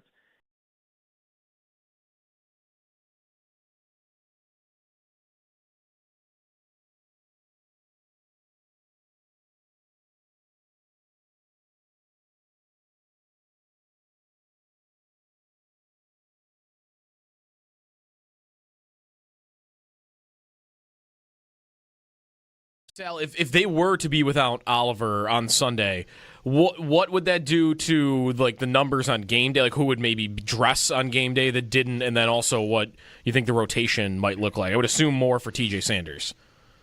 I would too. I mean, he's obviously number one backup, I think, to Ed Oliver right now. When you have four guys dressing, you'd have Deion Walker as Daquan Jones' main backup.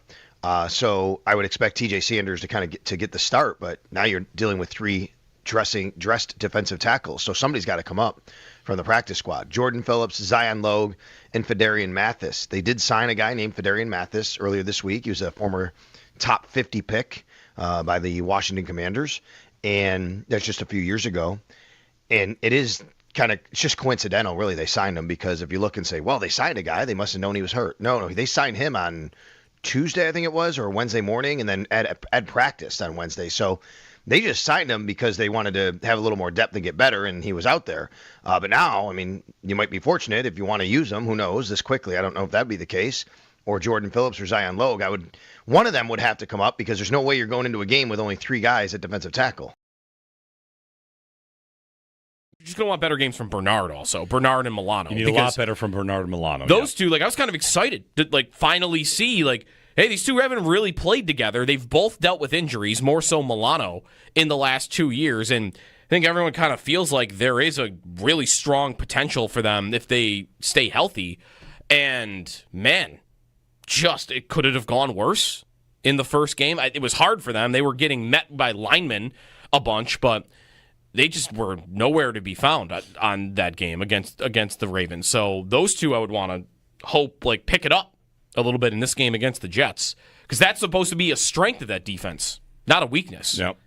The safeties we know is a weakness. Yeah, the safeties, they just kind of hope come together, but they've been hoping for that for a while. Yeah. The full year last year, right. Even though Bishop didn't play that much.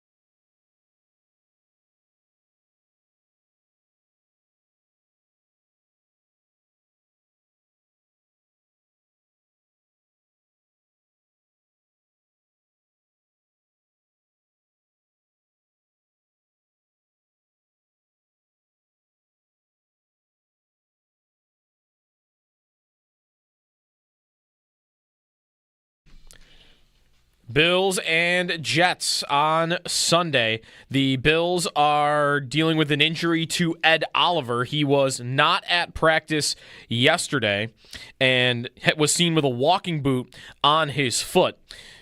We'll see from Sean McDermott next hour, or in the 11 o'clock hour. He'll be on with Sal Capaccio during the Extra Point Show. Get an injury update from him, see who he rules out. Trey White limited again yesterday, so he looks to be improving and getting closer to a return. Taron Johnson, who did not practice on Wednesday, did practice yesterday in a limited capacity. And for the Jets, starting receiver Josh Reynolds, a non-participant at practice on Thursday. Sauce Gardner was limited. The Barnes Firm Injury Report brought to you by the Barnes Firm. Injured for help, call 1-800-8-MILLION. Last night on Thursday Night Football, Green Bay over Washington 27-18.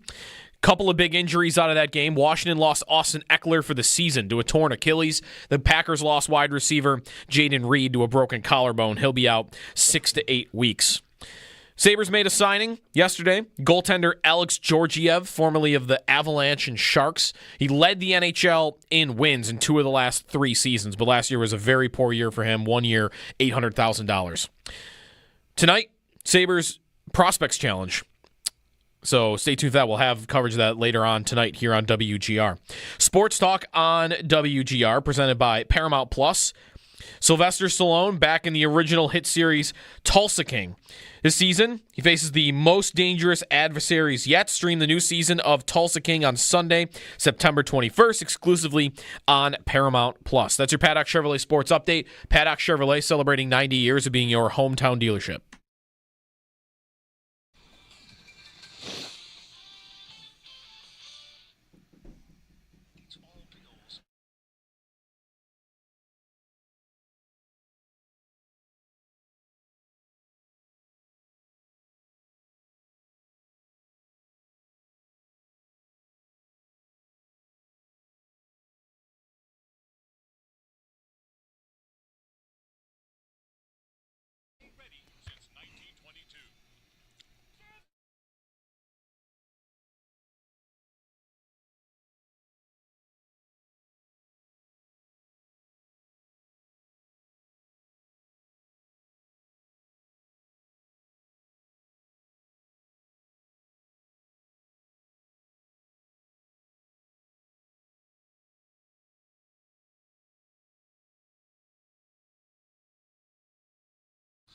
Hey, everybody. Happy Football Friday.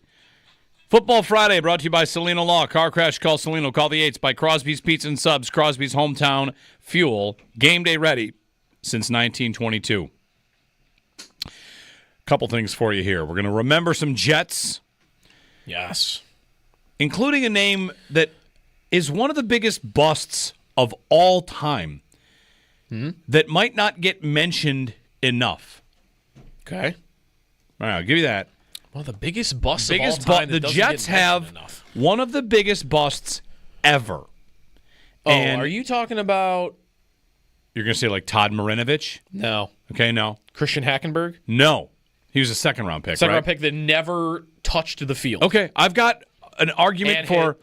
Had like a hospitality tent like EJ did, but even worse. A Jets player that ends up being one of the biggest busts of all time. Okay.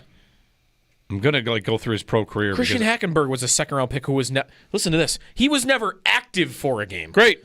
This is worse. Never put on a jersey. This is worse? This is worse. I think there's a worse one. All right. But first, I had a thought last night during the Amazon Prime broadcast. I watched some of the Next Gen Stats broadcast, the Prime Vision broadcast with all this stuff. Amazon shows you more of the field than other broadcasts do. You get to see the secondary. Yeah. You get to see the receivers. But it's not all the way... It's not like the all-22, though. No. It's closer than that, but you still get to see the whole field. Yeah. I like that. It's superior. It's really, really good. Anyway, I had a thought. It occurred to me last night, Herb Street, who I think is very good at what he does. He's a great analyst in college football. Yep. He's on the pro side of it. I like that he brings his dogs onto the broadcast. Sure. I like him just fine. Last night I realized I said something about him last year, and what I said about Herb Street is the problem is he's been on college broadcasts. He's been in the video game forever as well. Yep. Now he's on the NFL, and when I hear him, I never feel like I'm hearing anything new. It feels like the analysis could be just AI generated for a video game that I'm watching. There's never anything new about it. And that's not correct. It just kind of feels that way because of the... Last night I identified what it is about Herb Street that kind of, I think, is the problem. Okay. I say this as someone who, whatever, has plenty of problems professionally and does bad habits. Here it is. Kirk Herbstreit never once will allow there to be silence on a broadcast. You're watching a game, you get Buck and Aikman, famously Summerall and Madden. You get these pairs where sometimes the crowd can just be the game. Yeah. A lot of times announcers will get credit for laying out on a moment. Al Michaels, doesn't matter what he's talking about. Beautiful moon out here in Green Bay on a beautiful night. Yeah. Herbstreit's on it. He won't let it go. 2nd and 7, pass goes incomplete. It might be a play where there's nothing to say. Sometimes there's an NFL play that happens, and you don't have to say something. Right. A 2-yard run up the middle. He will not allow there to be he's not ever turning down an invitation to speak. Ever. Watch him call a game. He's afraid of the watch him call a game. Yeah. And recognize that he will never let there be silence. He will from his microphone. Yeah. There won't be, the broadcast doesn't breathe when Herbstreit's on it, ever. So that's what I noticed last night. Well, I don't like that. He's doing what he thinks is the job. But sometimes, hey, 3rd and 4, 2nd and 5, the pass falls incomplete. Right. You don't have to say anything. Right. On every play. Anyway, there you go. He also doesn't know the league still.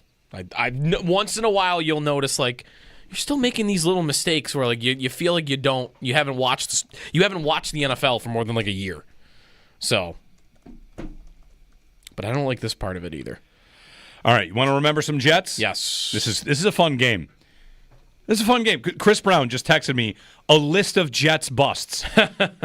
And how long's the list? Is it 1, 2, 3 3 pages long? He's got 5. Not listed. Let's see. This is one of the biggest busts in league history, and it doesn't get mentioned. So it's not going to be Zach Wilson. It's not Zach Wilson. Because that's recent and that gets mentioned. It's not. Would you even call Darnold the bust? For them, you would, I guess. Sure. Biggest bust in league remembering history. Some Jets. This is a huge bust. Was it an early first-round pick? Yeah. How early? 6th. 6th. You might get it once you know the 6th overall pick. Wasn't Mark Sanchez 6th? He was. I believe it's not Mark Sanchez. Okay. No, Sanchez went later than that. Ooh, no, wait a minute. no, you're right. You're right. That's about where he went. That's about right. It's not Sanchez. Okay. Sanchez went 5th. Chris wrote in Johnny Lamb Jones, Roger Vick, who is a first-round fullback, Blair Thomas, Kyle Brady, and Browning Nagel. First-round fullback? No. What year was that? I want to find out what year that was. I looked up this guy. 87. Okay. I looked up, remember some Jets. Hey, just tweet at us. Let's remember some Jets. It's part of Football Friday. Yep. I had this name as my obscure guy to look up. And then I thought, all right, well, I remember him not doing much. How much did he do? Your next clue. Okay. They drafted this player to get after the quarterback. And 6th overall in his career. He did not sack the quarterback a single time. 6th overall pick. 0 sacks. 0 sacks. That's worse than... See, when you said that, this is not going to be correct. The first name that popped into my mind was Aaron Mabin. But he played for the Jets. That's why I thought of it. Yeah. And he had sacks. He didn't have 0. Didn't he have a 6-sack season with the Jets? 0 Aaron sacks, Mabin 6th overall. is the 11th overall pick. 11th. I thought he had a 5 or 6-sack season with the Jets. He did. Yeah, okay. Mabin had, in his career, more than 0. 6 sacks with the Jets in one season. Here's your point. Was that it? This is a bigger bust than Mabin. Mabin played 2 years for the Bills, no sacks. Right. This guy played 3 years for the Jets. No sacks. No sacks. The 6th overall pick. Is it recent? Relatively. I mean, I remember him. You ready for it? Yeah, go ahead. 2008. The Okay. 2008 NFL Draft started with Jake Long, Chris Long, Matt Ryan, Darren McFadden, Glenn Dorsey, and then the Jets select. That's the Favre Jets team. Who'd they draft? Vernon Golston. Oh, 6th overall. I remember that name. 3 years. Yeah. No sacks. Done. Out of the league. Yeah, gone. That's about as bad as it could ever possibly get. Can you imagine? How many games did he play? Vernon Golston, he played 15, 14, and 16. How do you know? 45 games as the 6th overall pick. How does the quarterback not accidentally run into you? Or run out of bounds next to you? Right. One of those where you don't even get your hand on him, but you forced him out. Pro Football Reference credits Vernon Golston with 1 career quarterback hit. That might be worse. I know 0 is a big number, but 1 quarterback hit, it's pretty tough. Yeah. Maben hit a quarterback with the Bills once. Maben's credited with 10 career quarterback hits. Man. Yep, so there you go. Let me look here. 2008 Vernon Golston.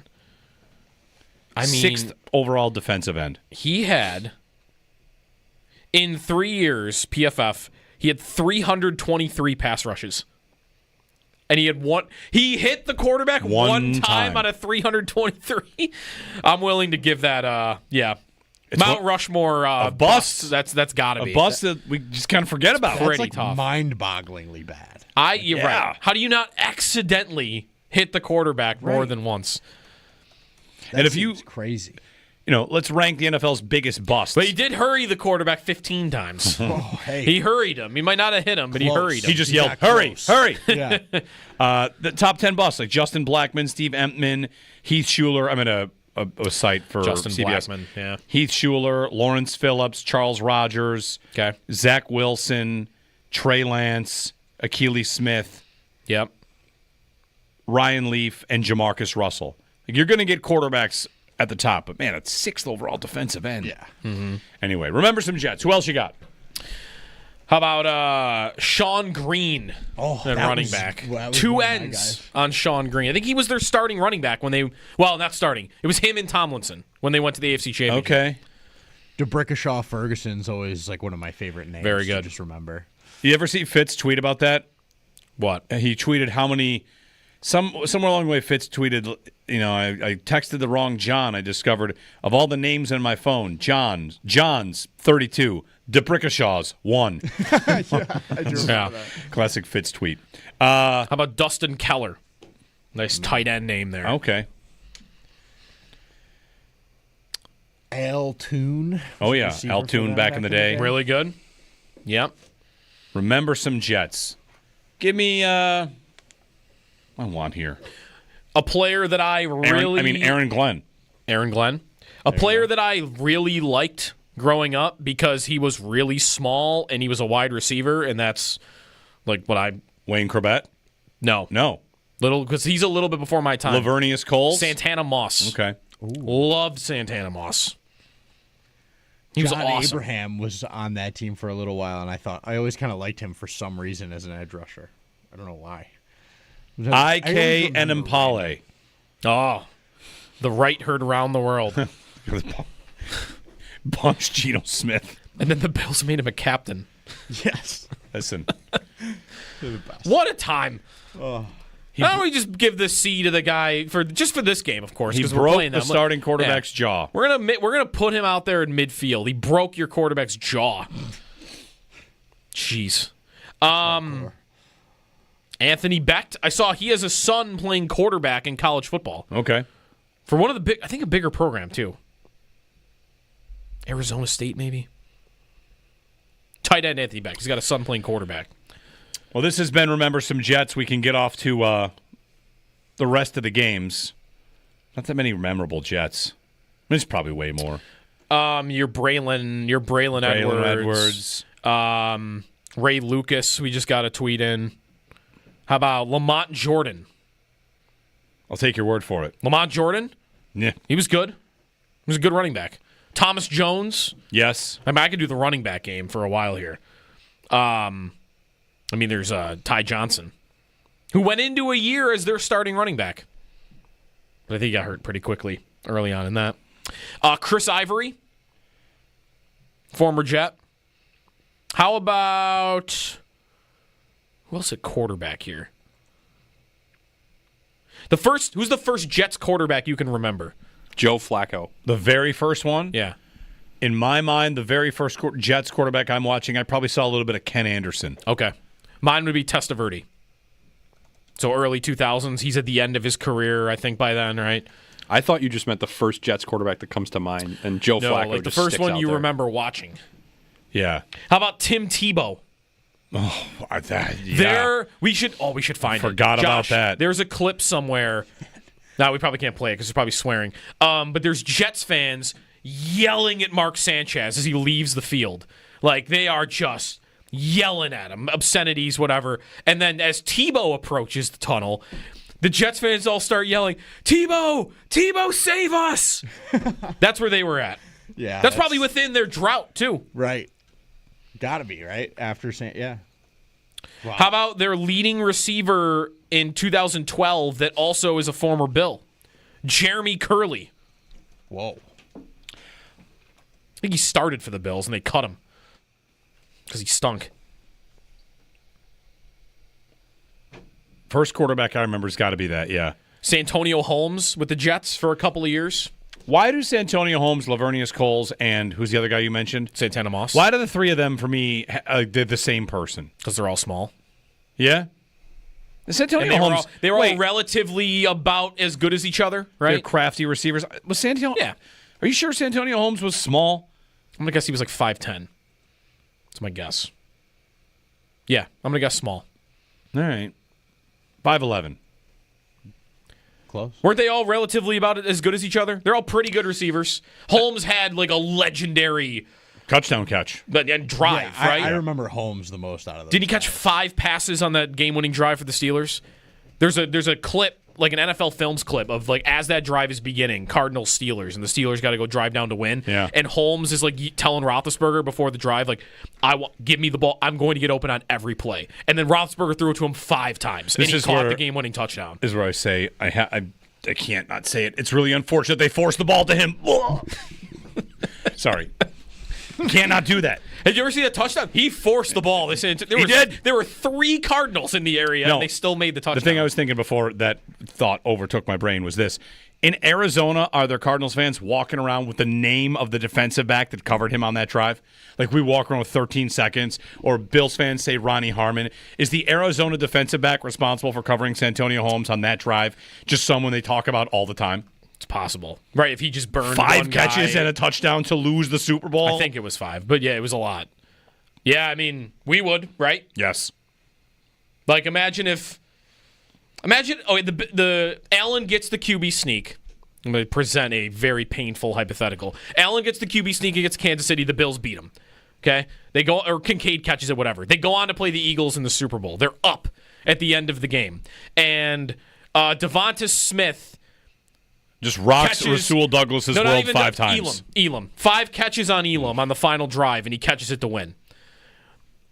You think Elam is like thought of poorly maybe now because he was a draft bust? He would be public enemy number 1 for like decades. But I don't know who that Cardinals player is.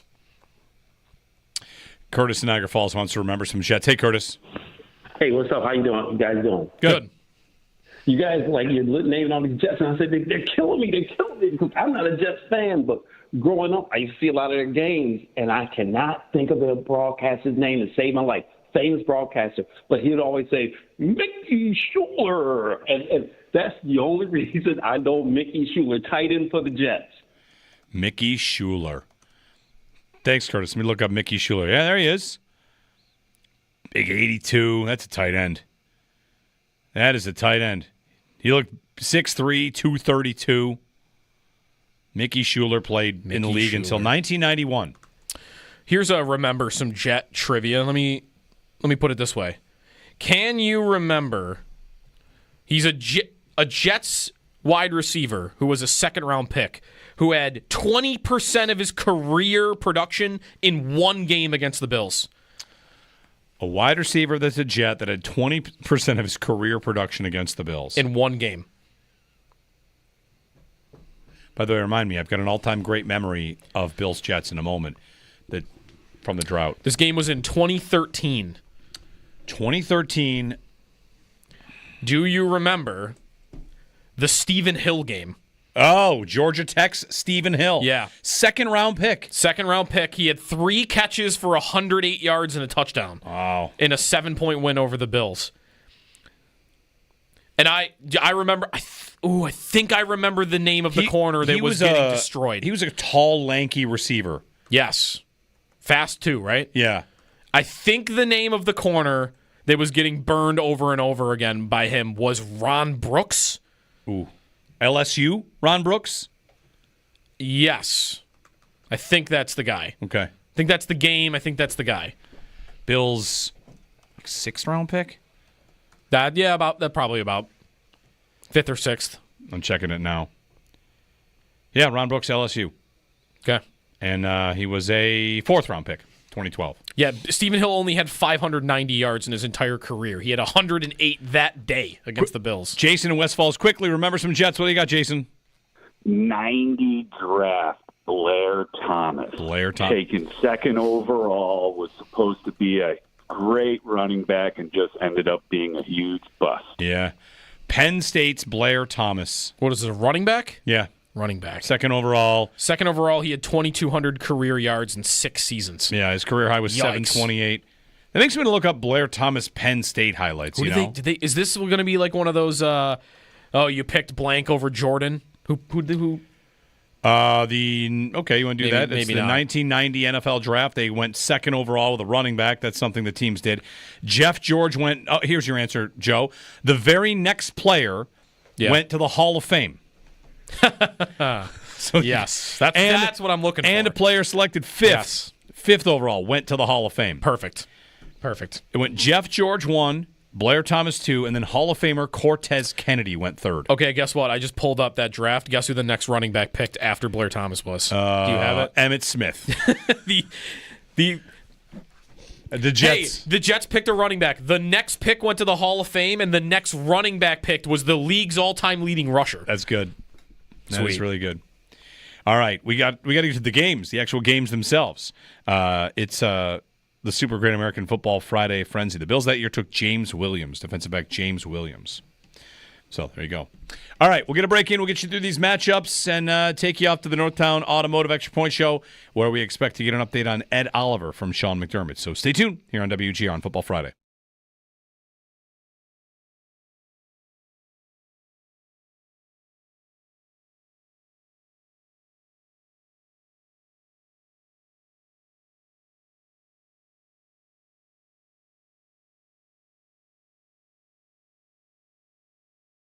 It's a mission to get on track as quickly as possible because McDermott's message was that, sure, it's early, but we don't want to have that fester.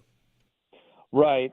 And I think what helps in that effort, number one, is you have a veteran core on defense that's going to be committed to, getting it right, whether it's Bernard, Milano, some of the veteran guys up front. And then secondarily, even though it's an emotional win and you worry about, the emotional roller coaster a little bit and being, completely ready and up for this game, I think it also helps, that it's your first division game of the season, which tends to bring a sharper focus as well. So I expect the defense to be markedly improved this week because they know that even as good as Josh Allen is, you can't give up 40 points.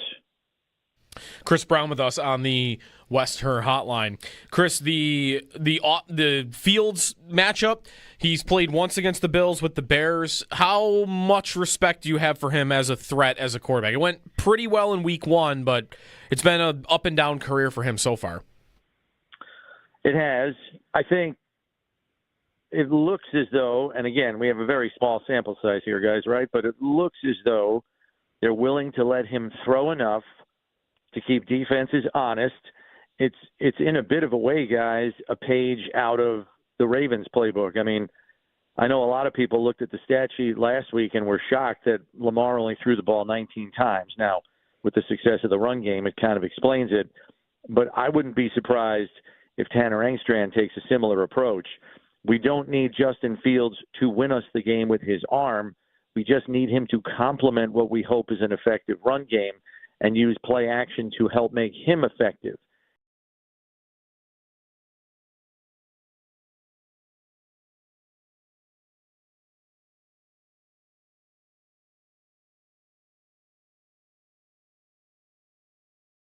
The Jets receiving corps, it's very much a one-man show. Like, it's Garrett Wilson, and then there's really not much else after that. And Josh Reynolds, who starts, might not even play on Sunday. Is there any... The Bills don't really use Christian Benford like as a shadow corner, right? Like, they do not follow him around. I don't know what they did with him on Sunday against Baltimore, but has there been any even question about like whether they'll start doing that with him this year, given that the other position's a little bit in flux? I wonder too, Joe. I don't know. Especially with a team like this, where if you look at the Jets last week, I don't know if you looked at the Jets. You see the Jets like stats last week, and targets and all that. I mean, it was pretty much Garrett Wilson and then nothing else, right? I mean, I think he had 9, and then the next closest had 2. As far as catches are concerned. Let's see. I got to bring it up right now. 9 targets, Breece Hall 4, and then after that, 2, 3, 2. Josh Reynolds with 3, and he might not play, like you said. Like, that's it. It's Garrett Wilson as a wide receiver getting targets here. So they had 5 total targets for all the other receivers, wide receivers combined in that game. Yeah, so I wonder.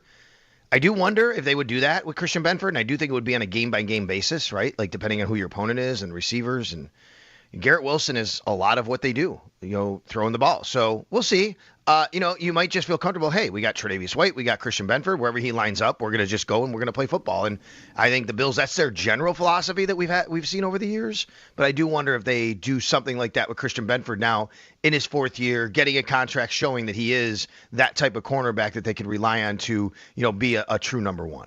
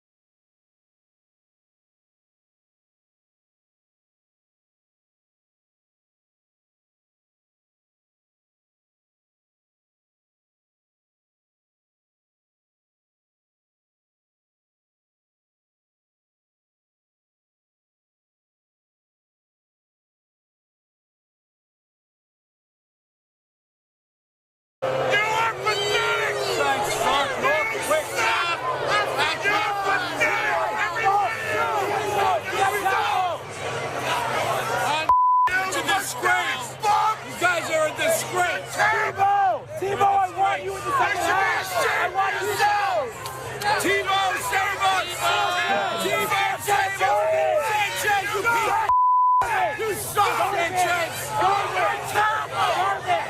Garbage!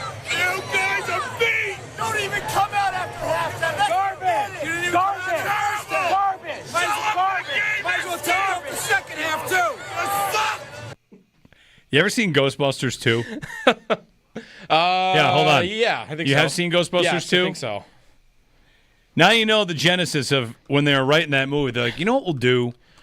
We'll make Ghostbusters 2 set in New York where people hating each other and yelling at each other actually turns into this ooze goo that surrounds the city and paralyzes it. Yes. And that's what the Ghostbusters are going to have to fight, is the goo associated somehow with Vigo the Carpathian. Yeah. Hearing that sound of those fans. Yeah. Anyway. They haven't made the playoffs since. Tebow did not save them. No, he didn't. He didn't even play. He was never a starting quarterback for them? They would use him as like a wildcat guy, if I remember right. Yeah, but he never started. Great idea. Jeremy and Joe, good morning. It's Football Friday. Hanging out with you, about to get to these games of the week. Football Friday brought to you by Salino Law. Car crash, call Salino, call the 8s. And by Crosby's Pizza and Subs, Crosby's Hometown Fuel, game day ready since 1922. Josh's last day, I was told there'd be cake. Where's the cake? I was also told there'd be cake. I just asked this in the break. Cake at 9:35? Why not? Yeah. I'm ready. All right, ready? What kind of cake? What would you have picked? Ooh, that's tough. It's there's two go-to cakes for me. A simple yellow cake with chocolate frosting. Okay. Or a carrot cake. Big right. cream cheese frosting guy. I've warmed up to carrot cake over the last couple of years. Would have never touched it as a kid, but I'm into it now. Wait, actually, sorry. Cheesecake. Hands down. Still wrong. Ice cream cake, of course. Ice The cream cake. Ice cream cake's absolute good. answer. That's good. It's like gotta it. be ice cream It's in cake. my top 5. Can you name, are there 6 cakes? Cookie cake. I mean, I don't know if there's 6 cakes. You said there's 6 I'm cakes. saying if it's your top 5, like, what's the 6th cake? There's definitely 6 in cakes. my ranking. I thought you meant like today. I was going to say that's a lot of cake. Oh, that is a lot of cake. The 6th, probably, let's see. We go cheesecake.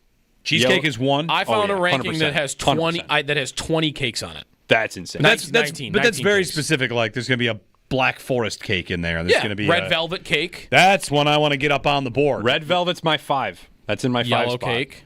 So that means ice cream is top 4 then. Yeah, ice cream is 4. Okay, 4. Yeah, and then it goes carrot cake, yellow cake with chocolate frosting, cheesecake. What Confetti. about Give me some confetti cake. That might be 6. fine. What about coffee cake? Yes. That's more of a breakfast. It's not really. Yeah, that's not really pastry. cake. Coffee cake's not really cake. What is it then? It's more of a muffin. It's like a crumble. Yeah, it's a crumble muffin. Wait a minute. Coffee cake is not cake. It's not a coffee muffin. It can't be more a muffin. It has really- to have the shape of a muffin. Is it the only difference between coffee cake and any other cake is just when you eat the coffee cake? That Not necessarily. No, Owen, because I can- Owen no. Parker, ladies No. and No, gentlemen. not necessarily. No, not at What are all. we doing? Absolutely. Coffee cake is more crumbly. It's not cake. It's not. Oh, okay, so it's carrot cake. What No, are we carrot doing? cake has more of a moist consistency. No. Cake needs to be served as a large piece that you're going to cut into a lot of pieces, like 12 pieces. They do What that. do you do with a coffee cake? I don't know. You get a small. It's like Cut it into squares. No one You ever don't- comes you don't with cut a cake into squares. You cut a cake into triangles because it's a circular I cake. think I'm on board with that. I'm getting going here. What are we when talking have you seen, about? When have you seen a circular coffee cake? All the time. They have circular I've coffee only cakes. seen it square. It's in loaf There's form no- a lot, no, but there's there's also loaf. a lot of rings. Okay, then it's a loaf. There's There's loaf. Half the does a time I loaf- see carrot cake, it's loaf. When does a loaf become a cake? That's what really is at the root of this. That's the question. There also should be a question of would you serve it? Does a cake have to be like? Would you ever serve it at a birthday party? As Coffee cake? as a measure of whether it's a cake or not. Coffee cake, no. You would never serve coffee cake like that's the Sure, birthday with cake. coffee. Okay, Hey, yeah, what we're kind- going to a birthday party. Will there be cake? Yes, there's coffee cake. Why? Oops, sorry, something came up. Your I can't question go. is why? I think maybe I might have hurt the argument that coffee Yeah, you cake is an didn't help actual us out. cake. Yeah, why are we doing that? Because I don't think you'd ever catch anybody putting birthday candles in a coffee cake. Right. Has that ever been done? I guarantee somebody out there loves coffee cake enough that they've asked for the coffee cake to be their birthday cake. Okay. I would bet. Does coffee cake have icing? You can put. It has a sugary crumble on top of it. Right. That's the thing. It's like Would cinnamon it sugar be crumble. out of bounds to say you can't be a cake unless you have some level of frosting? No, it doesn't need, because cheesecake doesn't have frosting. Yeah, cheesecake doesn't have frosting. As we're sitting here, Joe Callie has showed me a picture of a coffee cake with birthday candles in it. There you go. Well, yeah, And it's AI. Yeah, AI slop. That's what she did. Probably. ChatGPT made that up. That's not real. Also in this ranking, pineapple upside down cake. Ooh, also no frosting. Angel food cake. Yeah. Lemon meringue. Where's lemon cake. Where's strawberry shortcake in there? Have you passed that yet? That should not be in here, and I would have that in my Mount Rushmore of cakes. It's really good. That's a great cake. I think the cake I've asked for the most in my life for my birthday has been strawberry shortcake. Love strawberry. I would sooner call strawberry shortcake not a cake than coffee cake. I was just about to say, if we're really getting into what is a cake and what's not a cake. By the way, there is a show on Netflix called Is It Cake? And it's not this question. Right. No, it's not. It's a different format. Could you imagine turning on Is It Cake and then it's just an hour of us debating whether coffee cake is a cake? Not cake. You're right. Strawberry shortcake, what that really is a biscuit. Right. It's a sweet biscuit. See, listen, it's a biscuit. I'm willing to go with you on it's not cake, but it being a muffin or a biscuit is outrageous. It's a sweet biscuit. Strawberry shortcake is a biscuit. It's not a biscuit. No, I've made it, and it's the same thing as a biscuit with more sugar. It's made in a bundt cake pan. It doesn't have the same texture as a Okay, as a you get it that way. I'm thinking of the old school biscuit style where you dribble the shot. Right. I always had it in a bundt cake pan. You cut the slices and then I you always put the see stuff it on as top. little discs, like a biscuit from Popeyes or something. It looks exactly the same. No, it's just sweet. Because it's the sweet and the savory. Right. Yeah. It's really good. I love it. Speaking of which, there's a brand new series, a brand new run of the Great British Baking Show that just dropped, and season 13, whatever. Just found that again. I've never strayed in on that one. It's amazing. It's incredible. It's awesome. It's incredible. There's a lot of good cooking shows out there. That's the only one I really get to. There's just a lot of cooking shows out there. I wouldn't go with good. I'd go with there's some good ones. There's some good ones. All right, here's what we're going to do. We're going to go through all the games of the weekend and name them as cakes. Chiefs, Eagles. That's a German chocolate cake right there, if I've ever heard it. It's fine. Yeah. When I was growing up, we used to get Mary Pickford cakes, is what they were called. No idea what that is. No. Yeah, Mary Pickford cake. It was like my number one thing I always wanted. They had them at Wegmans in Auburn. Mary Pickford cake. What are they? Chocolatey chocolate. Are they like the prepackaged little things, though? Yeah. Oh, here's the cake. There's the cake. Ah, that's a cake. That's a cake. Yeah. Oh, there's a cake. Love it. That's a white cake, although we don't know what's on the inside. You guys all suck with your choices. Why? What? What do you want? You guys like top 5. You weren't even close. You're not even close. What's yet. supposed to be on there? I'm not telling you, but I mean top 5. Here we go. I know. Here we go. Your list was bad. What's on your list? I don't know. Something. All right. What's it say? It says, hang on. Dear Josh, thanks for the memories. Want to hold it up to the camera? Can you see it? Thanks, Josh. Good luck. Josh's last day. Yes. Josh, top 5 memories of working here on the station. Ooh. Is this in the top 5? This might be. This is pretty good. That's tough. I mean, you don't have to go as 5. There's only 2 you can think of. There was one time that I overslept. That was fun. It was a fun time waking up at 6:01 to a text from you guys. Panic. Mm-hmm. Yeah, that was great. All the Bills wins were really, all the Bills games really, like Bills season was always the best. Yeah. Just every day coming in here, just being hyped, being ready to go. Getting the YouTube stream was awesome. Like that whole startup was really fun. The quad box. The quad box. Yes. Quad box is in there. RIP the quad box. Well, not RIP. I just won't be part of it anymore. Right. But yeah, no, there's been a lot. I'll think of some. I'll get some exact ones for Extendo. You kind of put me on the spot there, but I can get some. All right, we have, 1 minute before Extendo? We're going to run through these games. All right, lightning speed. Yeah, here we go. All right. The most interesting game of the weekend to me, it's probably Eagles-Chiefs, but I want to do honorable mention, Jacksonville-Cincinnati. Somebody's going to be 2-0. The least predictable game of the week. I think it's tough. I have no idea what to expect. No idea. Jacksonville at Cincinnati. Rams at Titans. Low scoring. Probably. It's going to be low scoring. New England at Miami. Somebody's going to be 0-2. Yep. Cleveland at Baltimore. Don't sleep on the Browns. They play the Ravens tight, and that spread's 11.5. Yep. They were feisty in that week 1 game. Denver, Indy. Carolina. Daniel Jones, the reckoning is coming. Carolina at Arizona. Not an interesting game at all. Giants at Dallas. I can't believe the spread's only 4.5.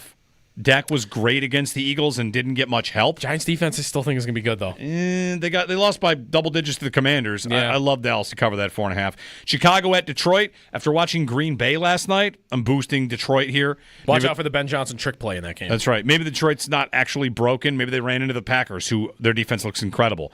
Seattle at Pittsburgh. I like DK Seattle Metcalf in that revenge game. I like Seattle in that game, though.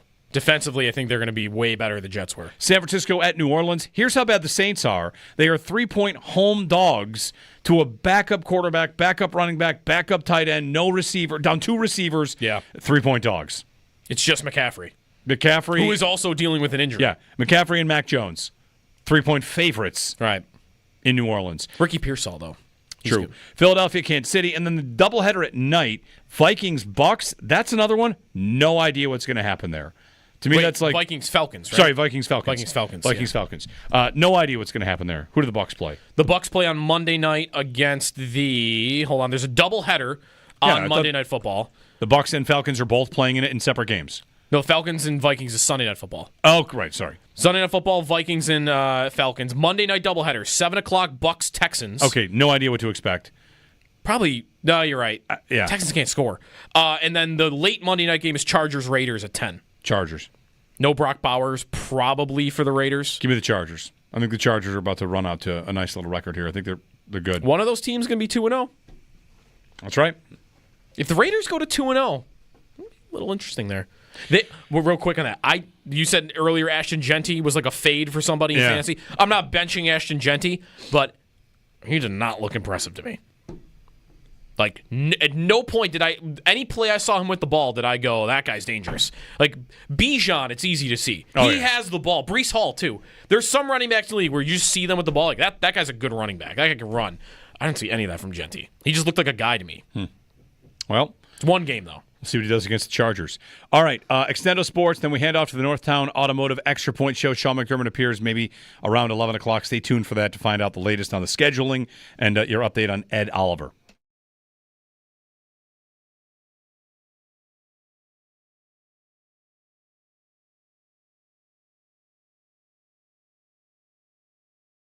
Sal, if they were to be without Oliver on Sunday, what would that do to like the numbers on game day? Like who would maybe dress on game day that didn't, and then also what you think the rotation might look like? I would assume more for TJ Sanders.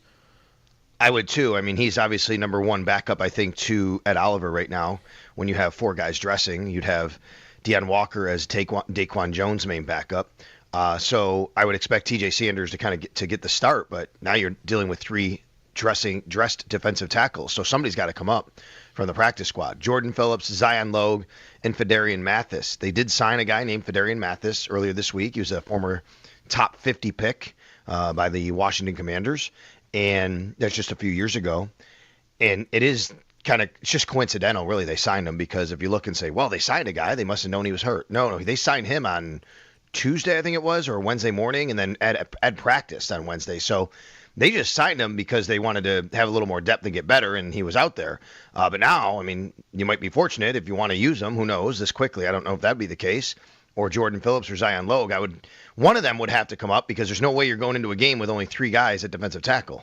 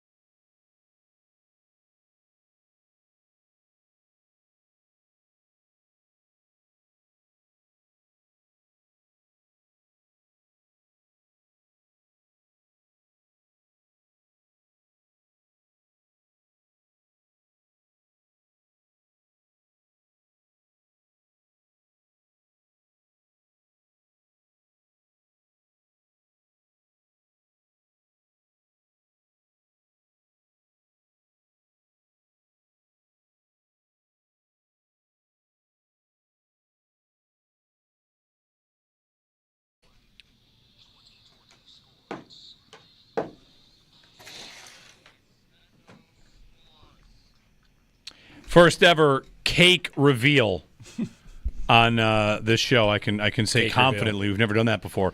It's Josh Schmidt's last day. There's a cake here for him.